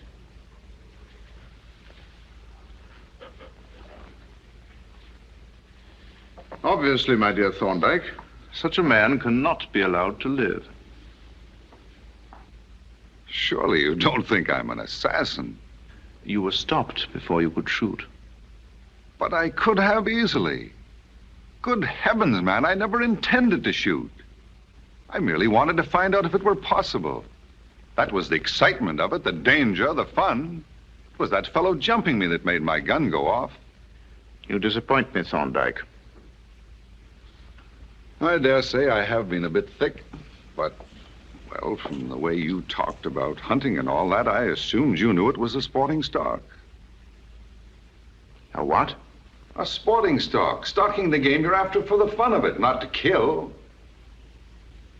Oh, I'm not begging off from any consequences, but you will permit me to doubt your claims as a hunter of big game if you fail to understand the fascination for a man who's hunted all commoner game of hunting the biggest game on earth. That's it. Precisely. The most dangerous of all animals, man. But you don't kill. The sport is in the chase, not the kill. I don't kill any longer, not even small game. I know what I can do with a rifle. If I can stalk an animal and get within range, the rest is a mathematical certainty. And that's sheer cruelty, and I don't like cruelty. The real fun is matching my wits against the instinct of an animal that isn't going to let me get near enough to shoot. Your conversation fascinates me, Thorndyke. But this softness in your nature with regard to the ultimate purpose of firearms betrays the weakness, the decadence, not only of yourself, but of your entire race. Yes, you're symbolic of the English race. I'm beginning to think that you're symbolic of yours. We Nazis are finding a new life, a new vitality for our people by returning to the primitive virtues. Such as going back to the barbarism of decapitation? We do not hesitate to destroy in order to create a new world. God help it. I'm sorry for you. And I for you, Thorndyke. You and your world.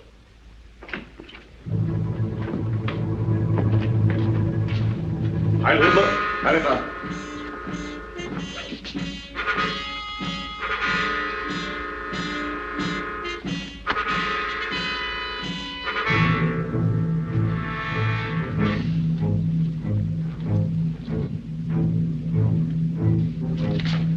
Heil Hitler.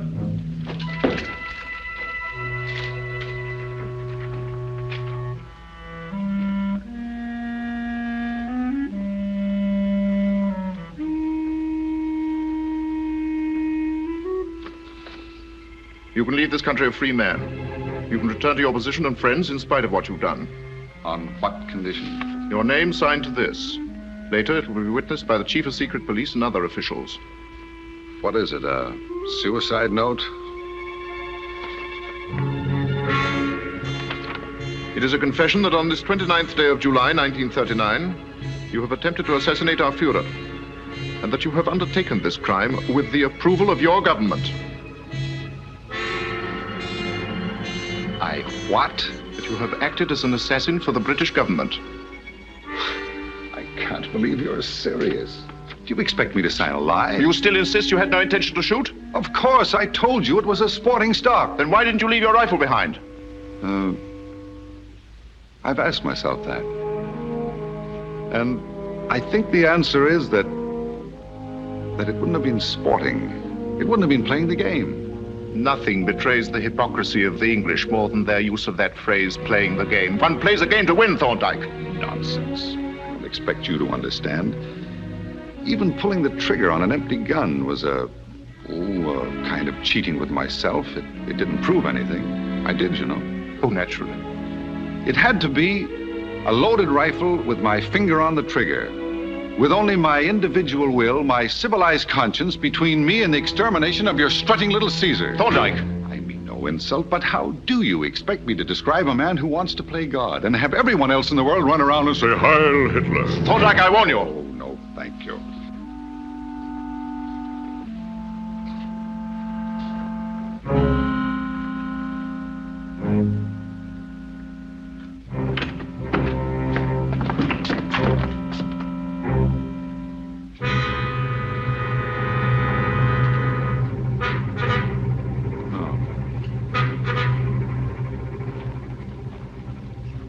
last time will you sign this document?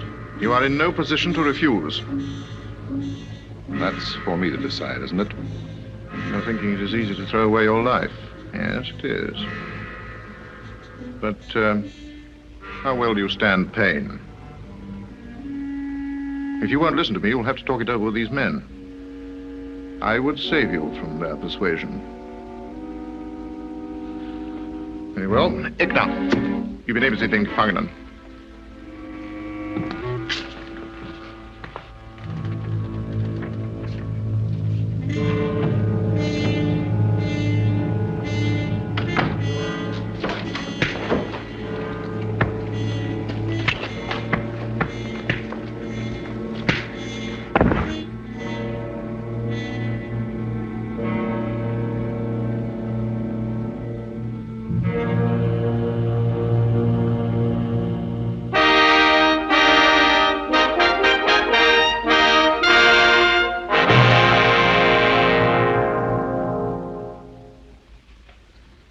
Tell him His Excellency, the German ambassador, desires to speak with him.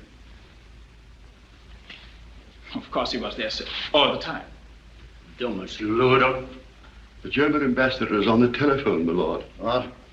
Has a man no privacy even in his own home in the middle of the night? I told him I would see if you were still up, my lord. Oh, very well, very well. Hello? Hello? Yes, Risper speaking. Good evening, Your Excellency. A pleasure, I assure you. I heard some rumor that Captain Thorndyke is visiting our country. I'm sure I don't know, Your Excellency. Have you called his club? I wish to telegraph my friends in Berlin to see that he's taken care of properly. We cannot, of course, neglect any member of your lordship's family. It's extremely gracious of Your Excellency, but I'm sure you're mistaken. I haven't seen him for weeks. Sportsman, you know. Always running off to the end of the world to catch a fish or some such nonsense. Yeah, I'm positive he's not on the continent. He may be on his ranch in Canada. Spends a lot of time there. Not at all, not at all. Well, a great pleasure, I assure you. The man is a fool, but absolutely honest. The Gestapo are back of... Send this message to Berchtesgaden. Yes, sir. I should hesitate to question the efficiency of the Gestapo agent who claims to be holding Thorndyke. But after my conversation with Lord Risborough, I'm convinced Thorndyke cannot possibly be your man. Clearly a case of mistaken identity. Always glad to be of service, idiot.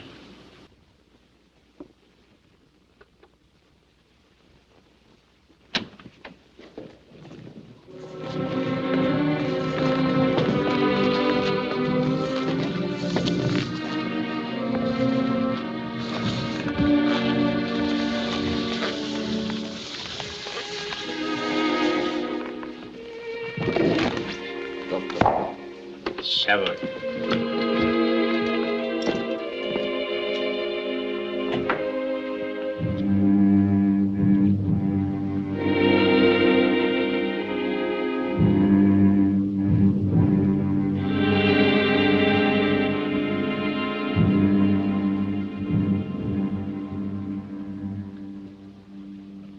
Er wird gleich wieder zu sich kommen. Herztöne sind sehr leise und unregelmäßig. Dann nochmal da rein muss kratzen und sappen.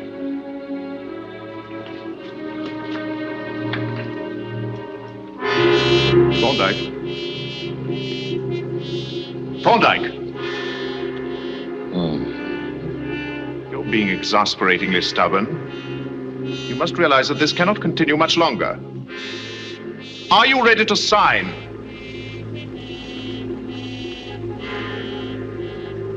Believe me, my dear fellow, I don't want you to die. Yes. Just sign your name and it'll be important for us that you live. You will receive the best of medical treatment. You will be free to go home, free to live on that fine estate of yours, free to do anything you like except to leave England.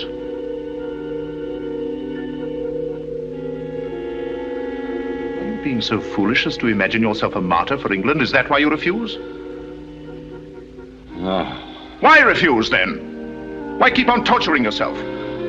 Because I don't like force. You force your own people. Keep in line and you think you can force everyone else. Well, I'm one man saying you can't. As you wish. I'm not responsible for your suffering. You are, in fact, taking your own life.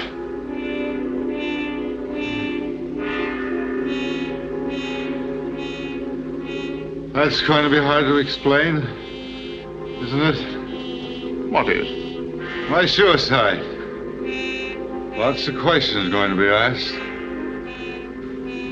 High places? High places. That's one place where no questions will be asked. You've given me the key I've been searching for. You won't change your mind about this. Certainly not. Very well. Identification is essential in high places. We'll give you back your passport and your wallet, clean you up and... Doktor. Stecken Sie den Pass in die Tasche, die anderen Sachen auch. Jawohl. 6. voran. Machen Sie ihn ein bisschen sauber, Blut abwaschen und so weiter. Lassen Sie mich wissen, wenn der Wagen vorgefahren ist.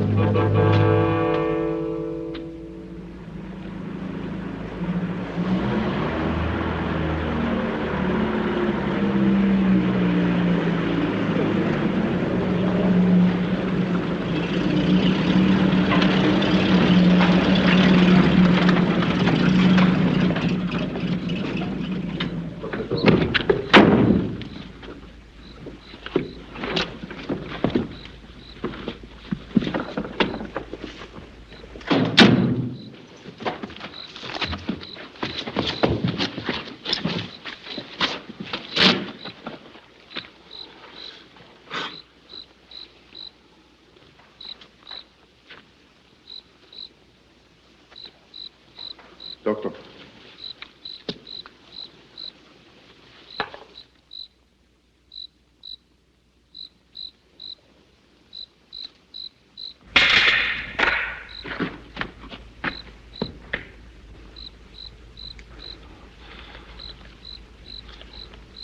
There are people in England that know that men of my character don't do this sort of thing. Men of your character have accidents. Tomorrow, the doctor and I will go hunting. No one will question what we find when we've found it. This ledge is treacherous.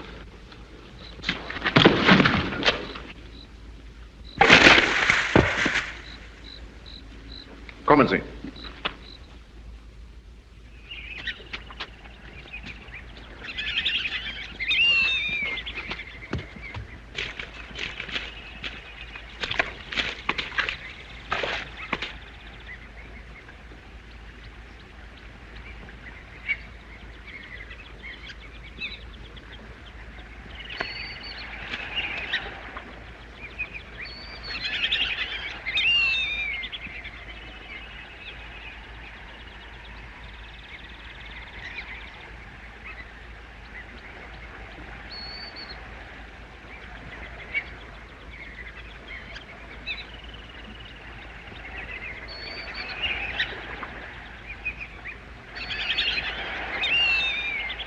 Donnerwetter. Na, das ist doch... Verflucht. Kommen Sie, Doktor.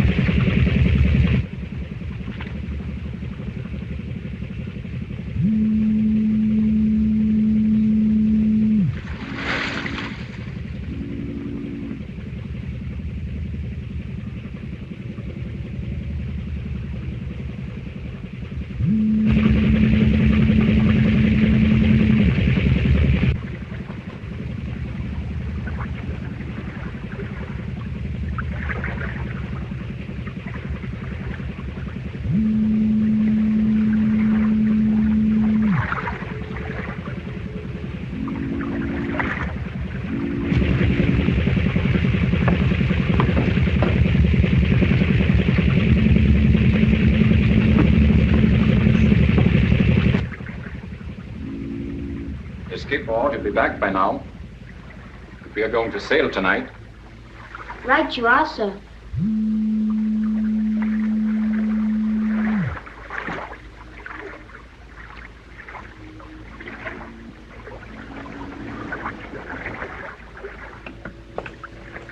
If the blighters don't let us sail pretty soon, we might as well all go ashore. Good night. Good night.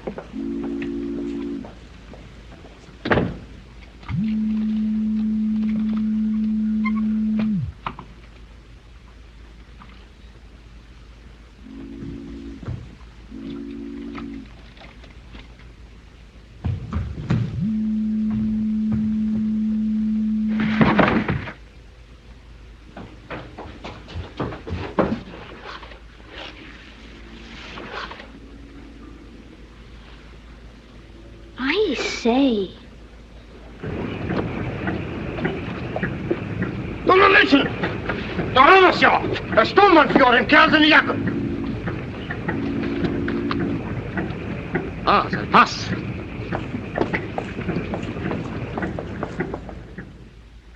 My word, you seem to be knocked about a bit.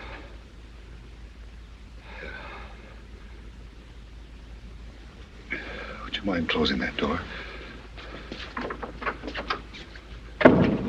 This is a British ship, isn't it? Danish registry. But you're British. Rather.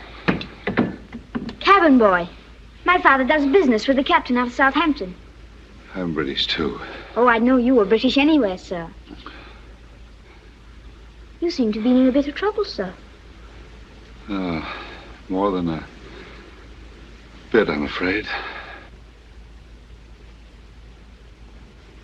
Have you committed a crime, sir? No. Was it, about a woman?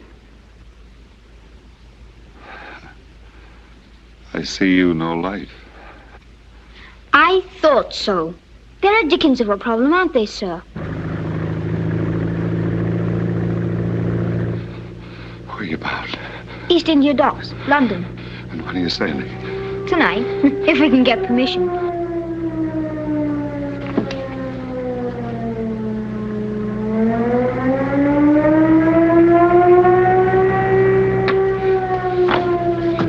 This way, sir, quick!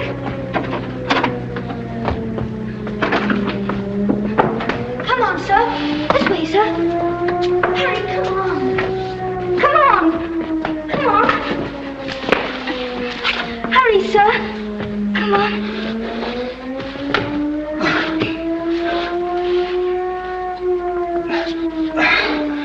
It's no use. I haven't got the strength.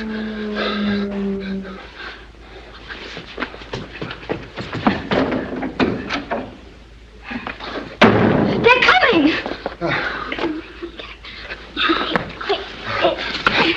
In here.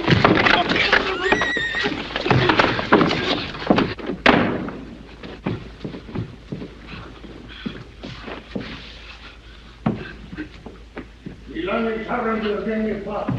Das kostet mich ein von mich. Wir kommen nicht näher zu mir. Komm, tut mir leid, aber wir tun unsere Pflicht. Wiener!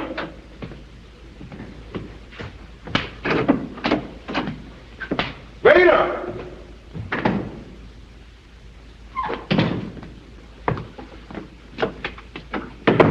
Tu nu better. Sorry, sir, I was below decks. Call the first mate. You come. Ah, there you are. Already we waste 2 days. We sail tonight as soon as these policemen search the ship. Good. Show them everything. Yeah. Then they get clearance, no? Yeah, well, Captain. Junker. You will want to start below decks. Yes. This way, please.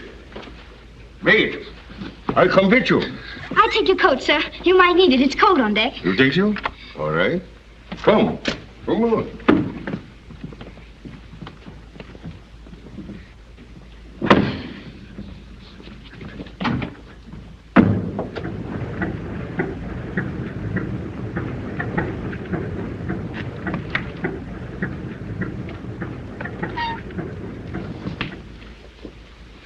Only my own cabin you didn't search, is it not? Go away, boy. Go away. I don't need you. Please, go away.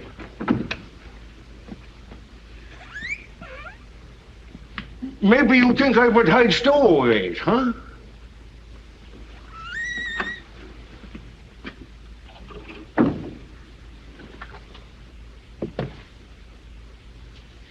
Or maybe you think I hide somebody under the mattress. No?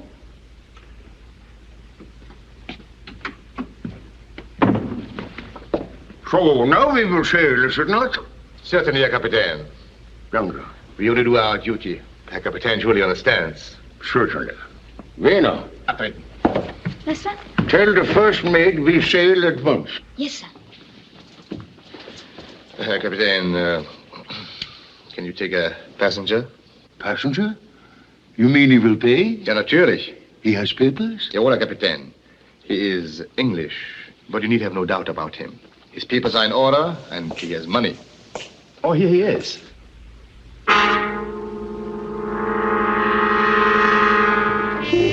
May I present Captain Jensen, Mr. Thorndyke. It's a pleasure, sir. How do you do? I'm not averse to paying whatever you demand for my passage, Captain. You see, I have urgent business in London. This is my passport, Captain.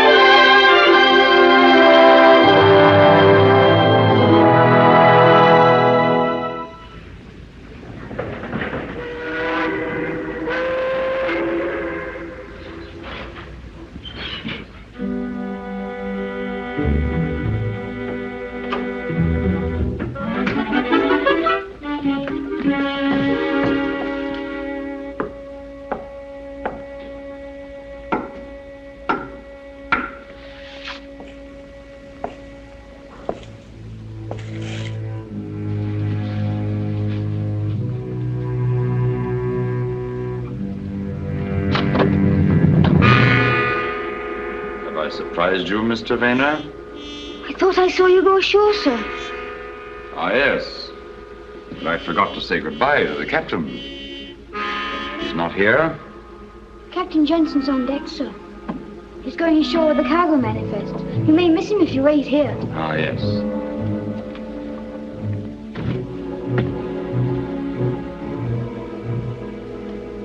It's easy to miss a man aboard ship now, isn't it, Mr. Rayner?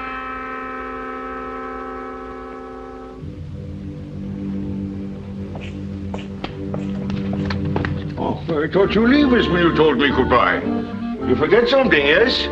I'm a very forgetful man, Captain. Always forgetting the obvious. It's my failing. Come, I take you ashore with me. Thank you, sir. Thank you.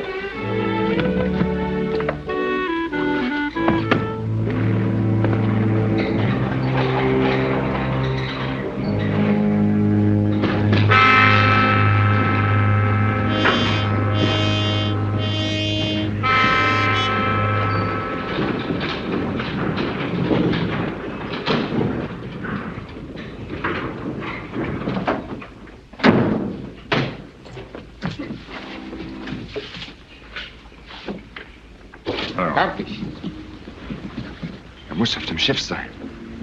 Sehr wohl. Ist durch eine Narbe gekennzeichnet. Vorsichtig sein. Warte doch.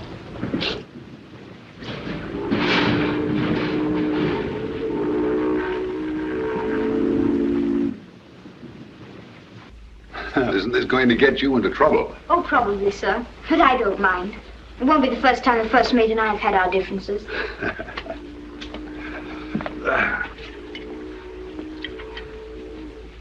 I don't think you ought to leave the ship yet, sir. Stop worrying, my boy. This is England. I'm home again. But I didn't like the looks of that walking corpse. Kept sniffing around the whole voyage. From the way you described him, I've never laid eyes on the man or he on me. Smell that London air. I'm not worrying anymore, thank heaven. And thanks to you. You know, Varner, there's some things that words can't express. Just between us men, I don't know how to thank you, so I'm not going to try. You've taken me on trust, my boy. Of course, sir.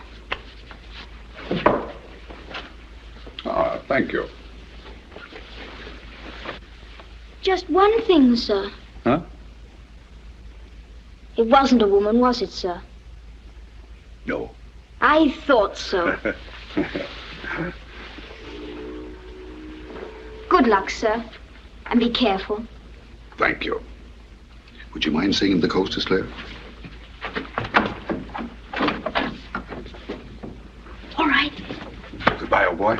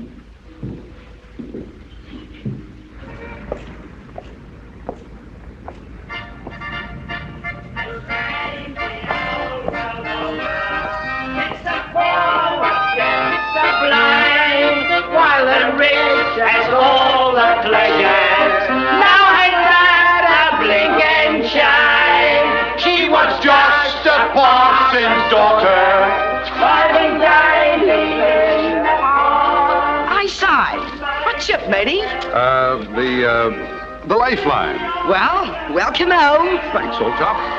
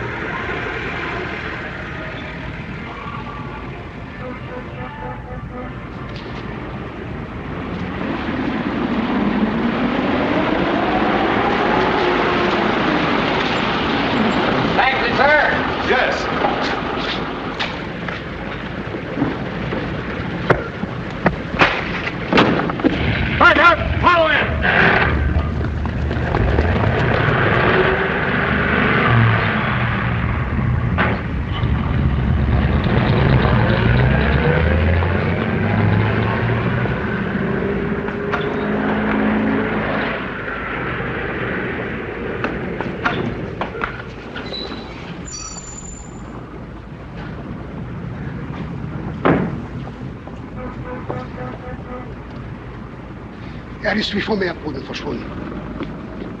Ich habe keine Ahnung, wo er ist. Vollständig verschwunden. Keine Spur.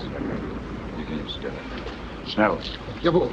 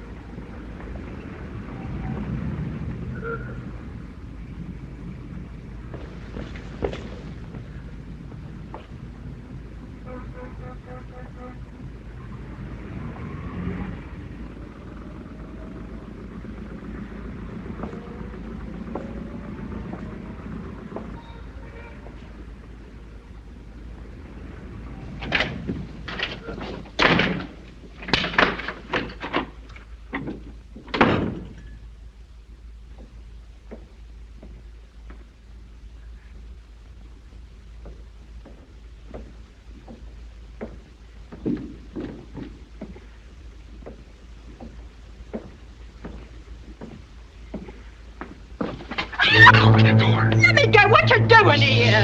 Let me go! Let me go or I'll call the court!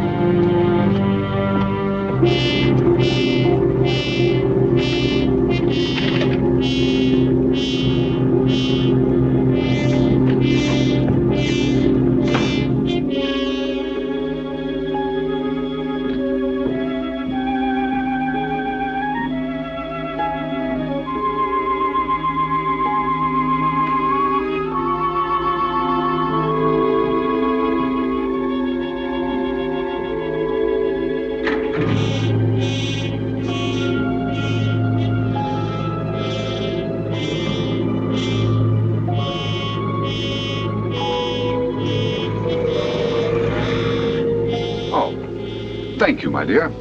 You saved my life. Saved your life? Here, who are you, anyway? Well, I was laboring under the delusion that I was a carefree man returning home for the fatted calf. And now I realize I am the fatted calf. Wish you'd say things I can understand. Have you got a cigarette? Thank you very much. Who are them blokes what are after you? You won't believe me when I tell you that I've never before laid eyes on any one of them. How'd you know they're after you, then? When one's been hunted, my dear child, one develops instincts. It's amazing. Did you commit a murder? However, I suspect that something of that nature was about to be committed when you came to the rescue of the victim. So, once again, my dear, thank you. Your memory will be imperishable as long as I live. And just how long that will be, it depends again on you. Now, see here. I ain't getting mixed up in nothing, I can tell you that. Heaven forbid. The last thing in the world I want to do is involve an innocent. But I need the loan of a few shillings. A pound if you have it. You talks like a gentleman, but gents don't go round asking girls for money. You've probably never before entertained a desperate gentleman. I've simply got to get to my brother's house in Grosvenor Gardens. Grosvenor Gardens? Go on. It should be obvious that I can't get that far on foot, especially with these other gentlemen in the street. I need a cab. I may have to change to sundry other cabs, and unfortunately, when I left my private yacht, I neglected to put a stiver in my pocket. I am, for the moment, absolutely penniless. Come off it. I see you don't trust me. Well, allow me to thank you at any rate for the great service you've done me. I shall have to risk it on foot.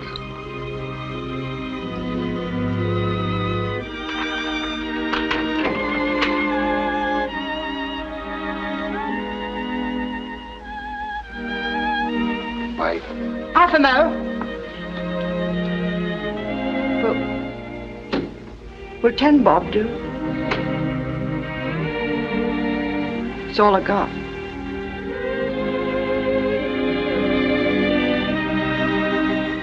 To lend all you've got is a pretty big loan. Unless something unavoidable happens to me, you shall get this back with tenfold interest.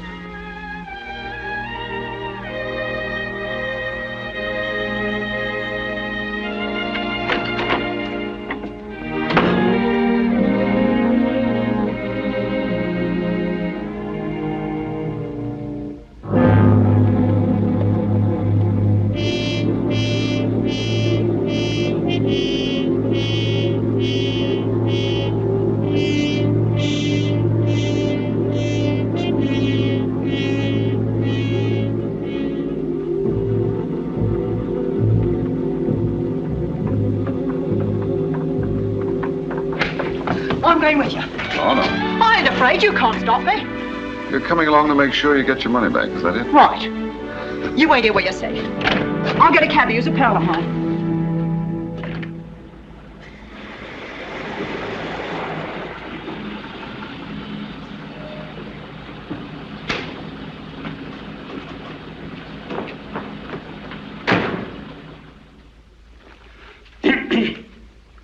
Don't stand there coughing, Reeves. What is it? It's Mr. Allen, my lord. Mr. Allen? Yes, sir, the young lady, my lord. Gerald, old boy. Bless my soul, it's good to see you. Alice, my dear. Alan, your face, the scar. Oh, those revolting clothes. What has happened to you? And allow me to shake your hand, too, Reeves. Oh. Alan, come in my study. I must see you alone. Immediately. Now, don't be so impatient, Gerald. I feel like shaking hands with everybody. How are you, Reeves? And you, sir? How are you? Oh, Alice, allow me to present a very dear friend of mine. This is Miss, that's odd. What is your name? Jerry. Jerry Stokes. Lord and Lady Risborough, Miss Jerry Stokes. How do you do? Hello. Pleased to meet you, Mum. How do you do? I must talk to you. It's very important. Yes, of course. But first, have you got a $5 in your pocket, Gerald? But, my dear boy, this is most urgent. But no more so than this. Come on, a $5, please. Oh, very well. Thanks very much. Now... Just a half a minute. There you are, my dear. That's for you, and 1,000 thanks. You don't owe me all that. Well, of course I do, and a great deal more than I can ever repay you with money. Here. I ain't gonna take it. Now, don't you get stubborn with me, young lady. Do you want to be choked again? Alan! Here. Alan, I tell you, there's not a moment to waste. Certainly, sir. There shan't be a moment. Alice, I'm sure you and Miss Stokes will find much to talk about. Do you mind if I keep this? I might need it later on. Fine Quinn. Lummy. Wish I could meet a bloke like him every day. And me thinking he was balmy. Imagine. Won't you sit here? Whew.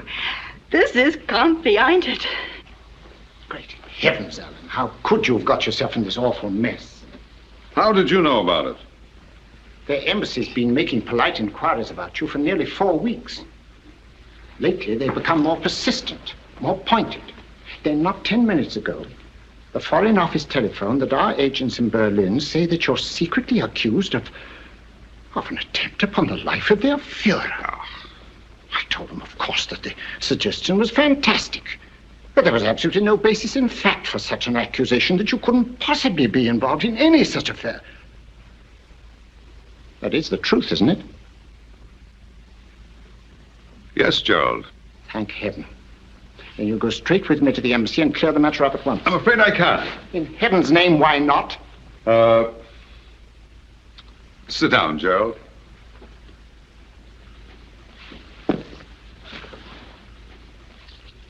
Young woman, what is your connection with Alan? Alan. Is that his name? You don't know him? Never laid my eyes on him before tonight. He's a bit of all right, though, if you ask me. A real swell. I say, what's this jam he's got mixed up in? Are the Razas after him? The what? Razas! Dicks! Coppers! Policemen! Oh, yes, policemen.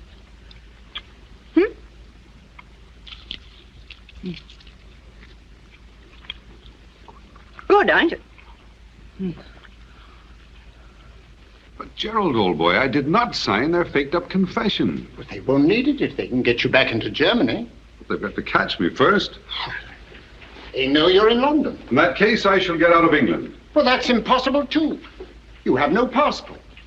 Any effort to obtain a new one would only involve the government.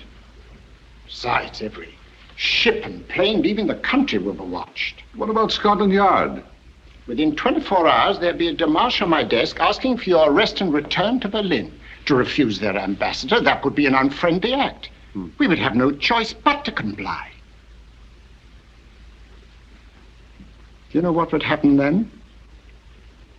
You mean I might even have the honor of having my head lobbed off by the first headsman of the Reich?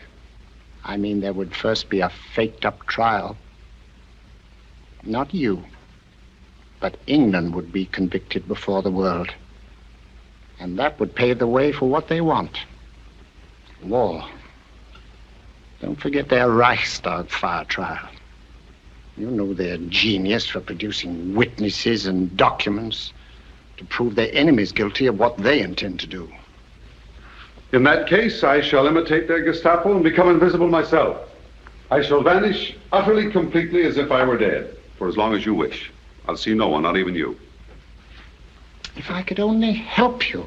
But you can, old boy, by not worrying. This whole thing will blow over before long. It's bound to. And in the meantime, I give you my word of honor. There'll be no confession, no trial.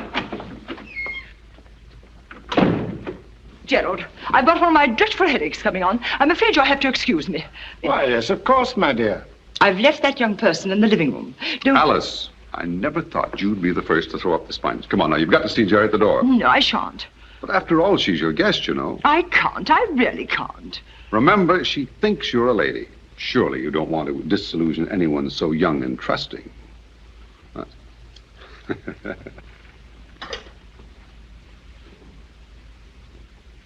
Here, you looks like the gentleman who asked me to have dinner with him at Lyons Corner House last bank holiday. Aye? Well, I'm not the gentleman, miss. In fact, I'm not a gentleman at all. You're the spitting image of him, then. But you do act more scaredy like. Now, miss.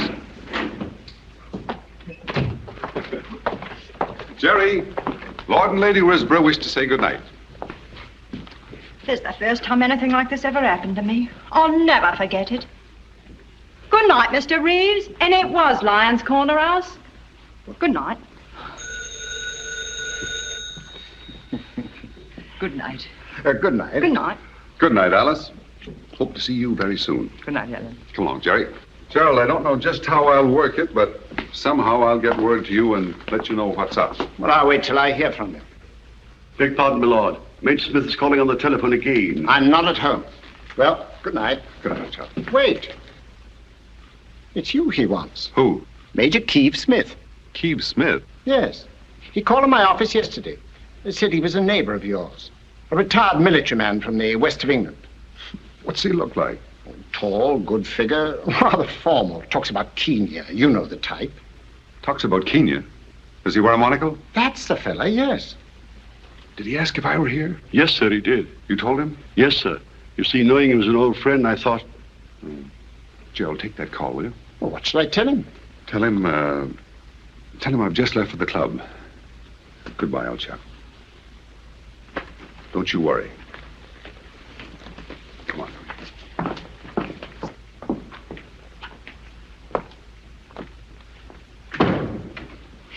Gerald, what is all this cursed mystery? Alice. Ambassador's telephoning, Scotland Yard phoning, Major Key on the qui-vive, and looking like a police character with his face all clawed like a tiger or something. He's mad, perfectly mad, insane. If you want my advice, you'll call the Rosses. Dix!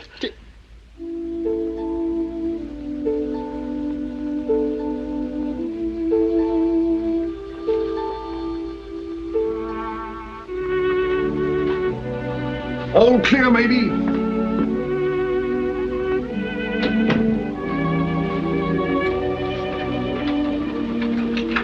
Oh, crumbs.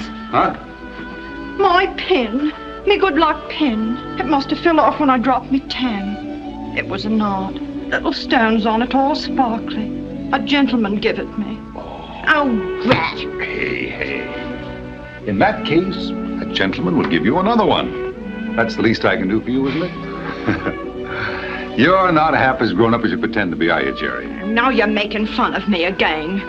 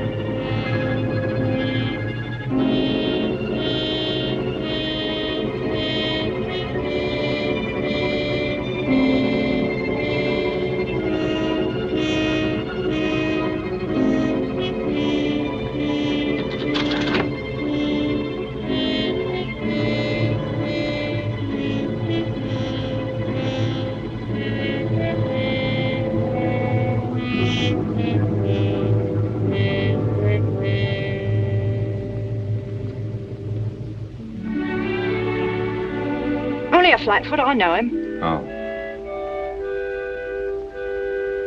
From now on, I'll distrust everybody but you, Jerry. Get yourself some sleep. I'm going to curl up on the couch. Good night. Good night.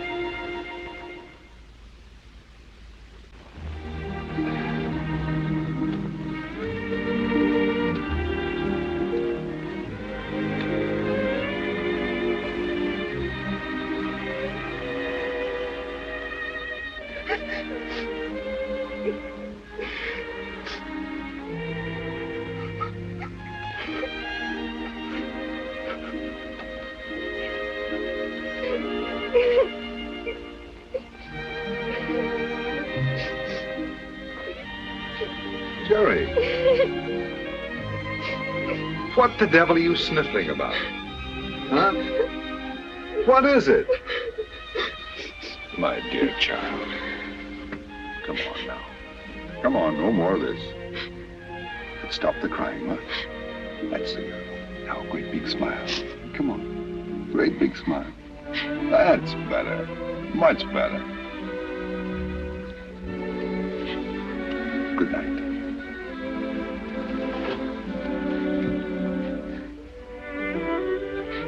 Good night.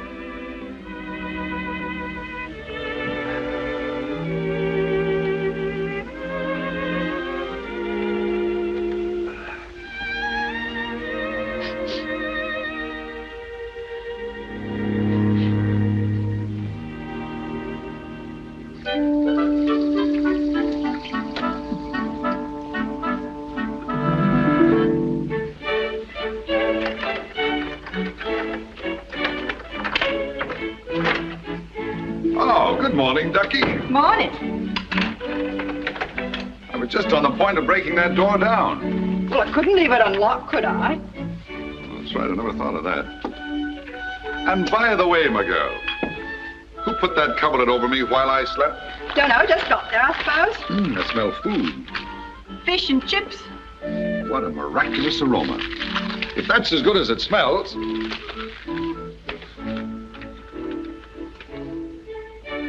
Come. Sit down.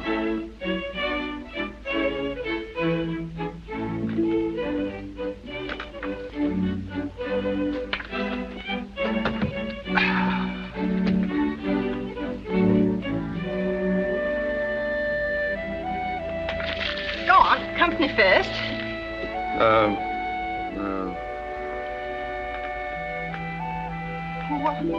How does one, With your fingers, silly, like this. Of course. I forgot the fingers came before forks. Ain't you never had fish and chips afore? This can't be fish and chips. Of course it is. Just think what I've been missing all my life, huh? Come on, dig in, my girl, before I get your share.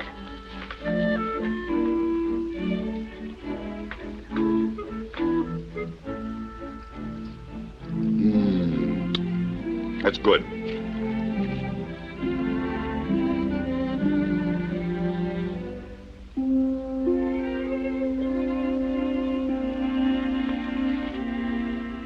What's the matter, Jerry? You know something? What? I don't like gentlemen. Like me, you mean? Oh, no. You acts like a gent, but you ain't. I mean, you really acts like a gent. That's a very complicated statement, Jerry. Shall I tell you something? You have great character. You're an extraordinary girl. And a very pretty one, too. Come on, eat up there.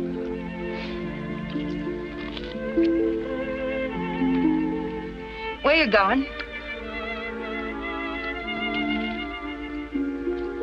Far away. Soon I'll have money, and I'll be able to give the gentleman with the monocle a slip until I get on board a liner. Gentleman with a monocle? The head man, Jerry. You saw some of his minions last night.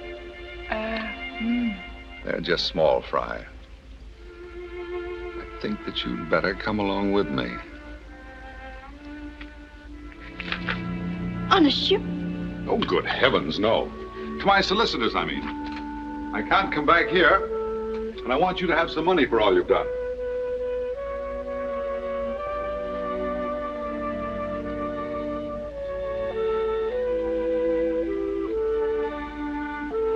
I can't leave England, my dear, without knowing that you have something for your old age. A woman of your advanced years. My greatest anxiety last night was in getting you mixed up in my affairs. Say, on second thought, maybe you better not come along. I could have Saul deliver the funds to you here. How now? Yeah, I think it'd be safer. Don't believe they'd hang around Saul's office. It's too near the law courts. They might. What about you? Huh? Oh, I can shake them all right. It's amazing how reassuring the sunlight is. But I was pretty jumpy last night. I'm going along. There's no point in it, no use at all.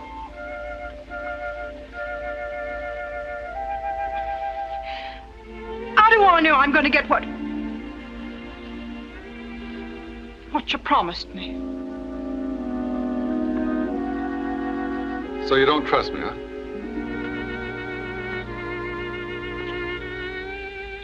I always pay my debts. I propose to get you 500 pounds. You may have more if you want it.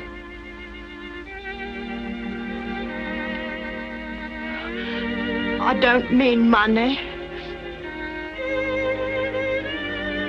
Well, what in heaven's name do you mean? You promised me a pin for me hat.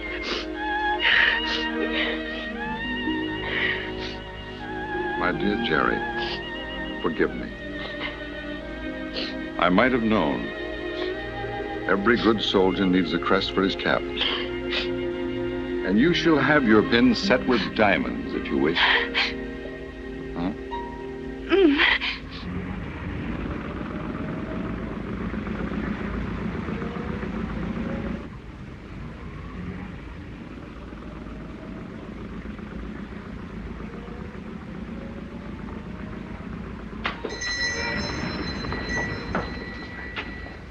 Good morning. Good morning, mein Herr. Good morning, Fräulein. What shall it be? You've got a pin, sort of a brooch in the window. Yeah, I show it to you. It's a large heart. You know, I don't want a knot. It's too much Like the one you lost. That's what you want, isn't it? So beautiful, that piece of jewelry, and so fine a sentiment, the heart. You see, Fräulein, it's gold plate, and the fine stones, just like diamonds. You know, I think it's rather appropriate. How much is this one? 10 shillings, Fräulein, very cheap. It costs you 2 guineas on Regent Street. You should have that and put it in a gentleman's heart, no? Is it real silver? Better, it's chromium. Can I have it? Well, certainly, if you want to be heartless. Good, good. You make no mistake, Fräulein. A lifetime, I tell you. You would have it still when you die. Go on, take it. No, you've got to give it me. I present you with this dangerous weapon, mademoiselle, with my undying gratitude and admiration. May you never lodge it in the wrong heart.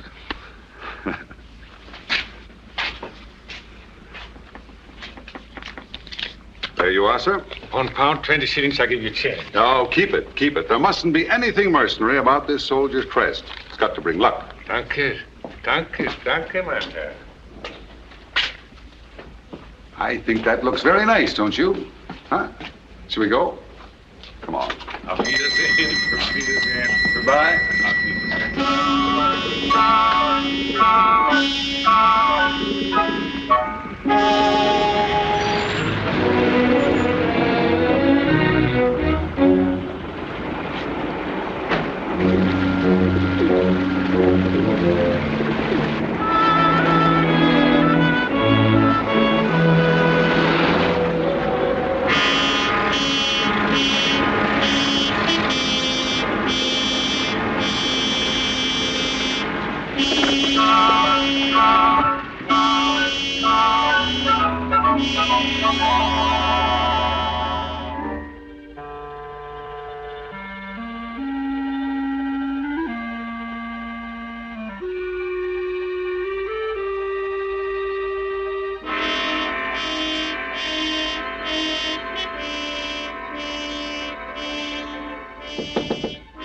Ja?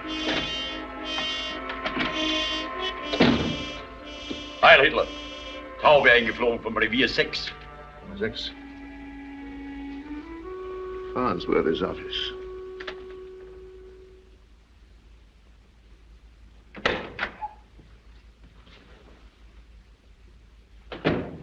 Well, it isn't exactly Savile Row. The best I could do. After all, you know, you phoned less than an hour ago. Oh.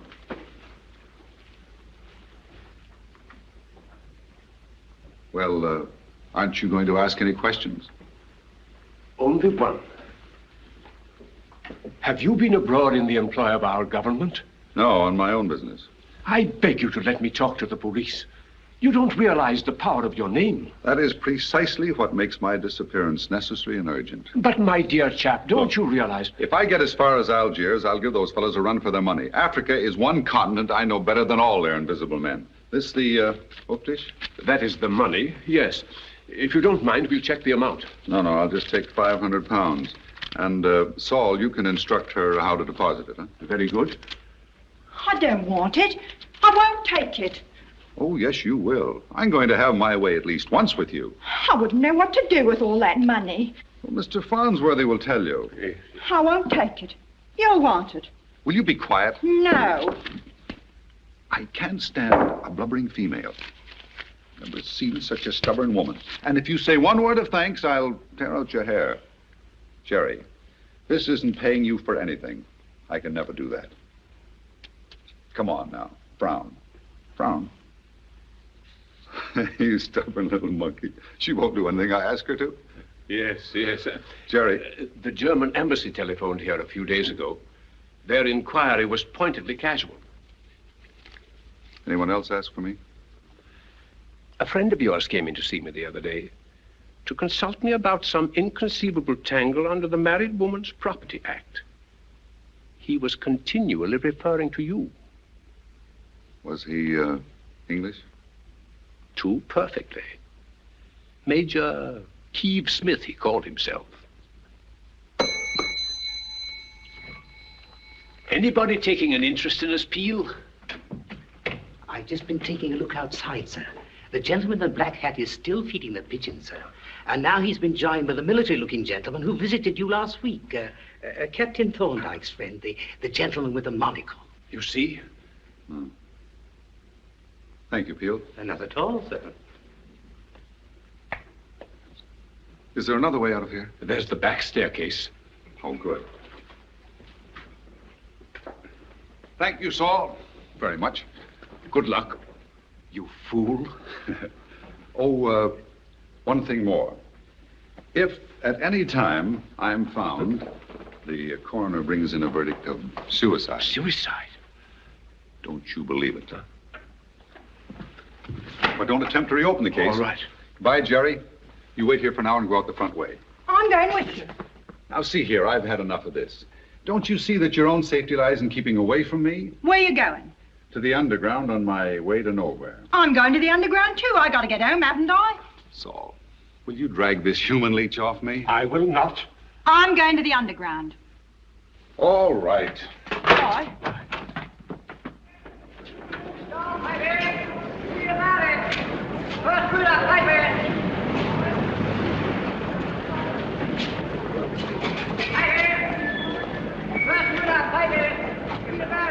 This is it, Jerry. And there's your ticket. Goodbye and take good care of yourself. You know, you're like that little arrow on your hat. Straight and shining, and that's the way I'll always remember you. Good luck, little one. Goodbye again.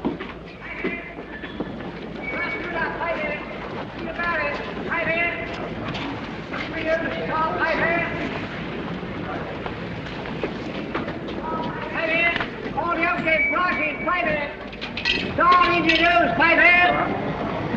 First result, Piper.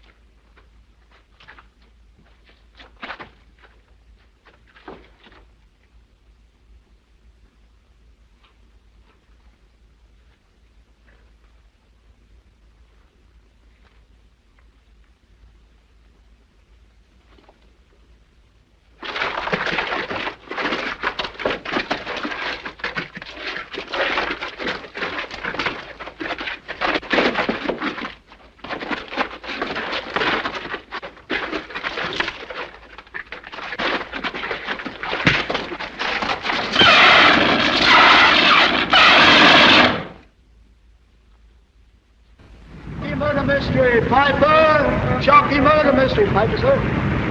Thank you, sir. Captain Thorndyke's body was mangled beyond recognition by the train. But positive identification was made possible by his passport and wallet, which he carried. Shortly after the crime, a ticket collector tried to stop a man with a scar on his right cheek who escaped after presenting the wrong ticket. Evidently, the murderer had made his way back through the tunnel on foot. Police are searching for such a man. But he was killed. I don't know. Only a few people know, and they won't tell. Now they can hunt me down at leisure with the help of the British police. Perhaps I was a fool to come back here. I could have been well out of London by now. I wanted to hide out till it was dark. You're gonna stay here? Huh? No. I've got to get out tonight. Ain't I never gonna see you again? Of course. Someday when this all blows over, you know where my brother lives. Tell him I'm not dead. He'll take care of you. Ask him to write to me in a fortnight. No, 3 weeks. Tell me all he can. By that time, I'll have a beard and I can walk into a village without being suspected. He needn't sign the letter because I'll know whom it's from. But if he puts your name on it. He won't. He'll address it to your name, Mr. Stokes. Mr. Stokes, care of the post office at Lyme Regis. Lyme Regis. Have you got a pencil? I'll write it down for you. Over there in the basket. Lyme Regis. Lyme Regis, that's it. Here now. Mr. D.F., F is for fool, Stokes, post office, Lyme Regis, Dorset. There you are. Now you can't forget. And remember, in 3 weeks. You got that? Well, come on now, cheer up.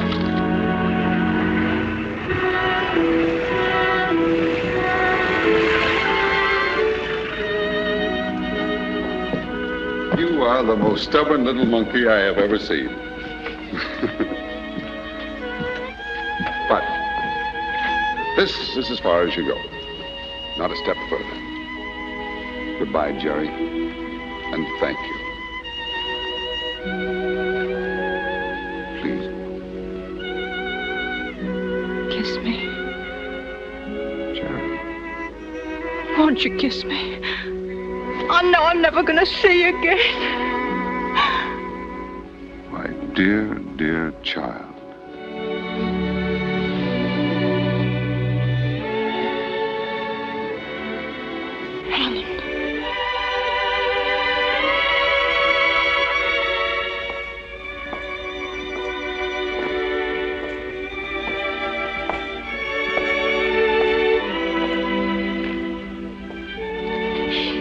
Come along, dearie. There's a cozy little pub just across the bridge. Ain't half bad either, Ducky. Come on. What you want? Now, go on, miss, go on. I don't want to see you girls get into trouble. But you can't be pestering gentlemen at this time of night. Who's pestering who? Now, get along, get along. I'm sorry, sir. If I was you, I'd step along. Don't get mixed up with these here girls. Here, who you calling names? Now, that's enough. You leave the gentleman alone. Get along, get along. Good night, sir.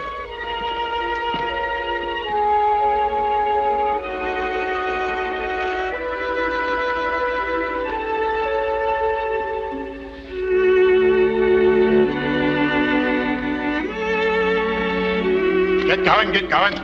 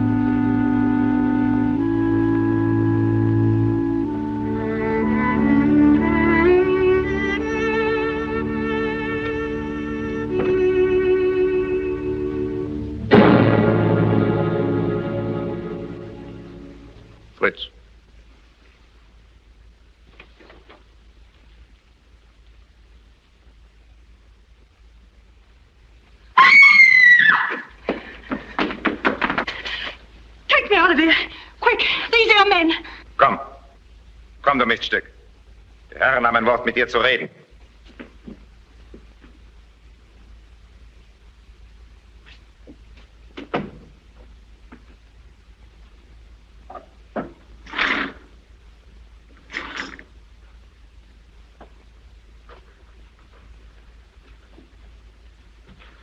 Sit down, my dear. We're going to have a little chat.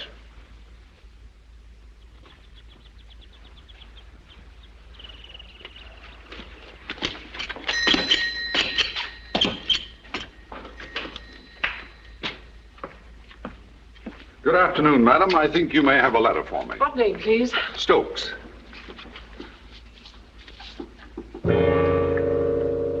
D.F. Stokes? Yes. Come, go through them, please. It's here. There's a parcel for you, too, in the back room, if you'll wait a minute, please. Just a minute. Very.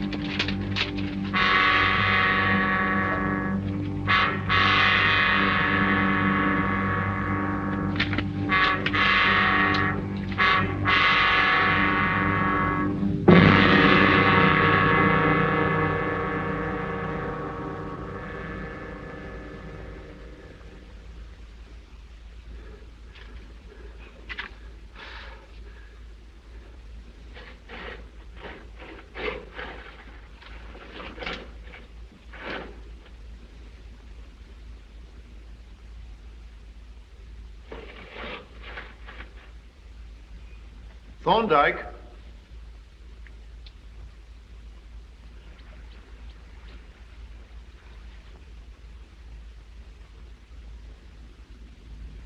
Thorndyke. You might as well be reasonable, my dear fellow.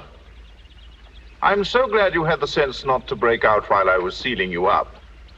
Now you cannot get out. You can't get in, you mean?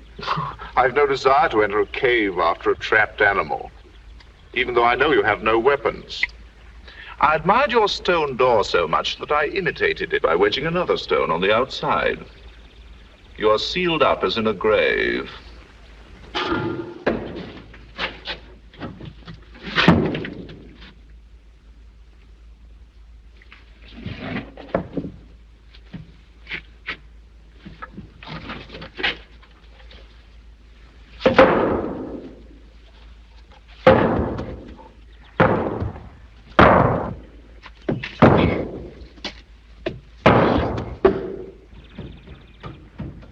It's no use, Thorndyke. No use at all.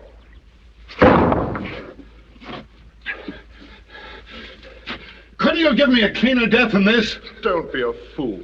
I could have killed you an hour ago. My purpose was to trap you alive. You've been immensely helpful.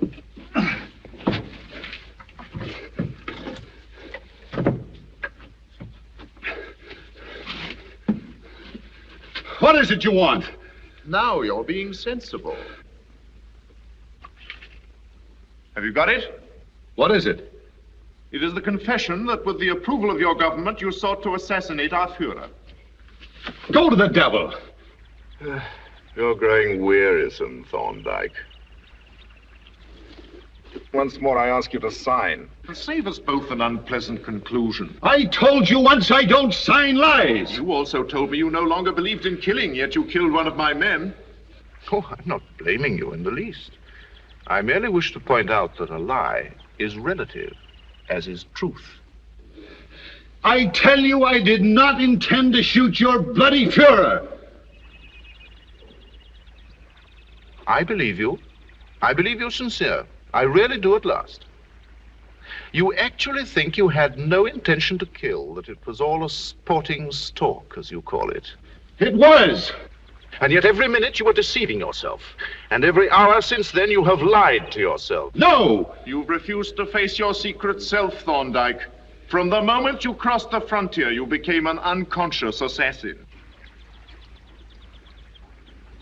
I'm going to show you to yourself as you really are, Thorndyke. I'm going to break through that civilized English mask you were born with. I'm going to show you what you really are and were. An assassin. You fool, you fanatical fool!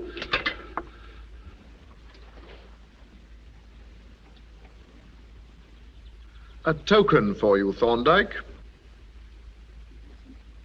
To make you see the truth.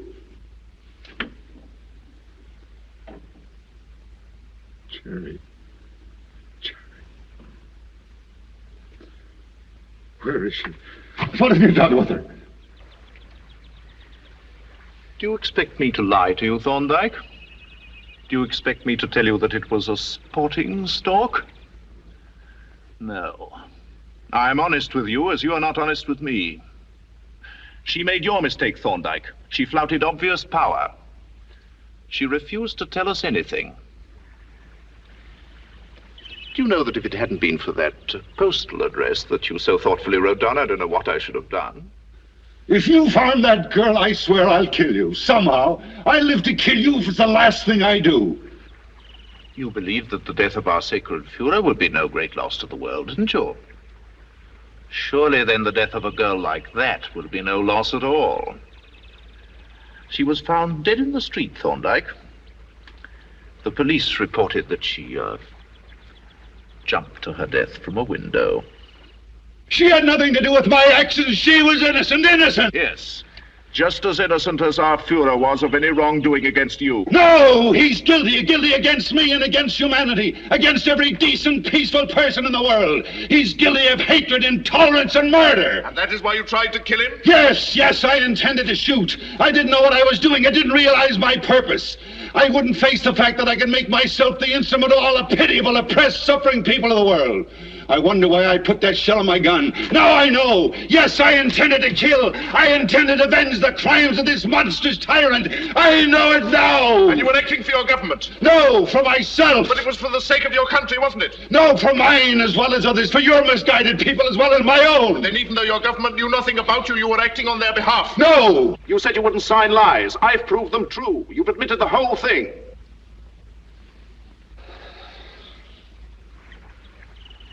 I have a plane waiting for me in Croydon. I must soon go, but when I go, it will be with that document signed by yourself. It may interest you to know why that document is needed.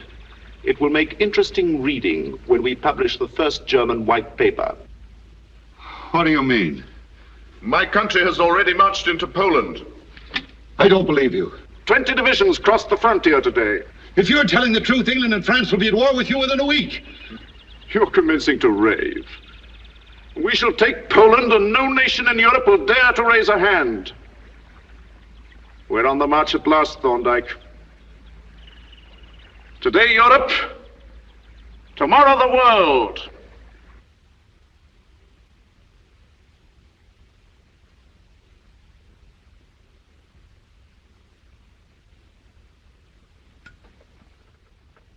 Thorndyke. Thorndyke, why don't you answer me? What? I'm waiting for you to sign. I've got to read it, haven't I? Oh, certainly. Take your time.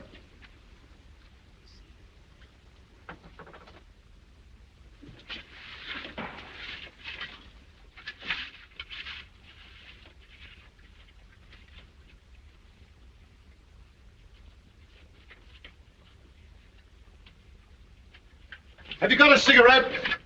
Yes, certainly.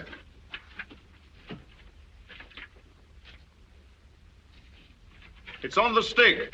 Pull it in.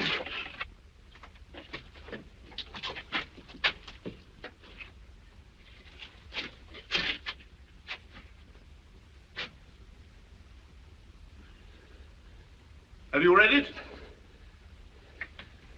I've got to think it over. I shall give you 15 minutes, Thorndyke.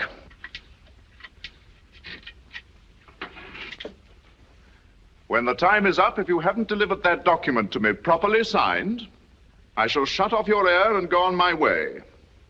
You may last a few hours, but they will be most unpleasant. How do I know you let me out after I've signed? I shall remove the outside stone when you're ready to hand it out. And then shoot me when I crawl out. My gun is in its holster. You will have to take my word as a fellow hunter for that. 13 minutes, Thorndyke.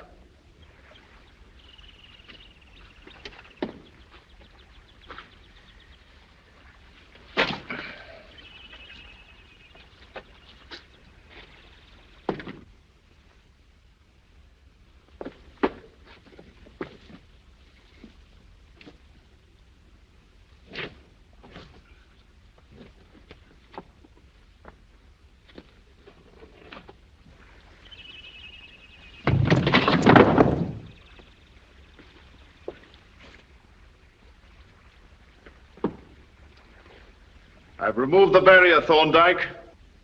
Are you ready? You hear me, Thorndyke? Yes, I hear you. 5 minutes more. Have you removed the outside stone? Open your side of the cave and you'll see.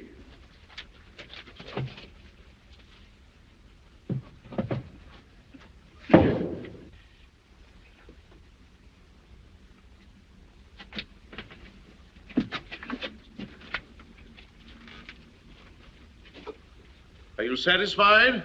Yes, I can see it's clear. Your time is nearly up, Thorndyke. Hand out the document. You'll have to reach for it. Hand it out through the vent hole.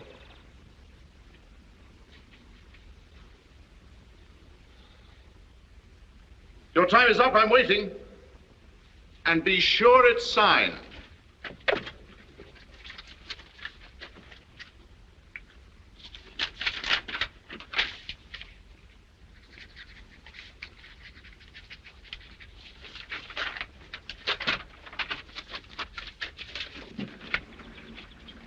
There it is. Push it nearer. I don't propose to have my wrist seized.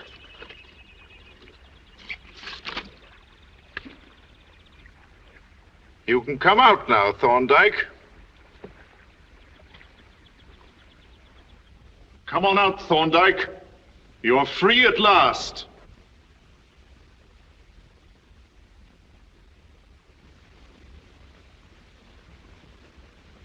Oh.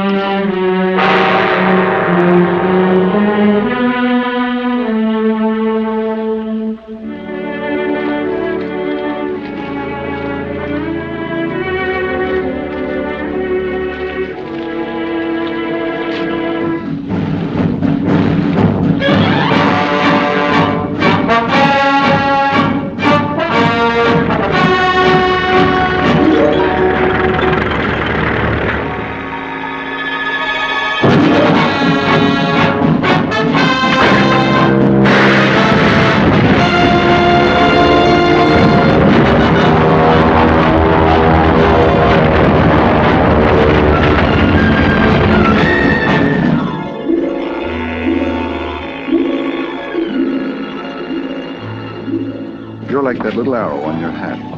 Straight and shining, and that's the way I'll always remember you.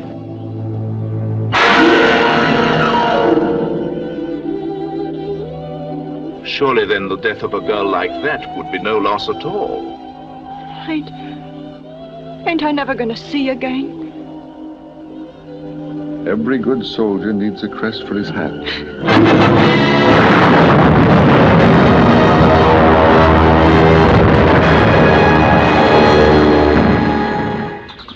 Your course and objective are clearly marked on this map. Yes, sir.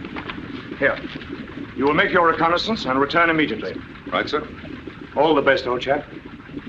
Thank you, sir.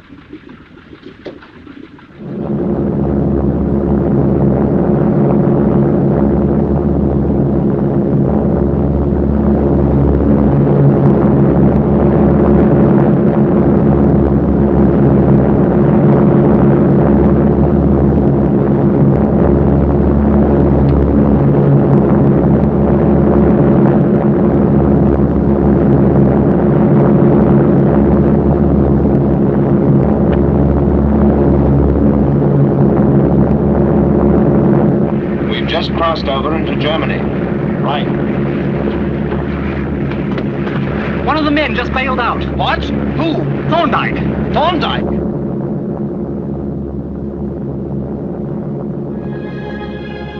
And from now on, somewhere within Germany, is a man with a precision rifle and the high degree of intelligence and training that is required to use it.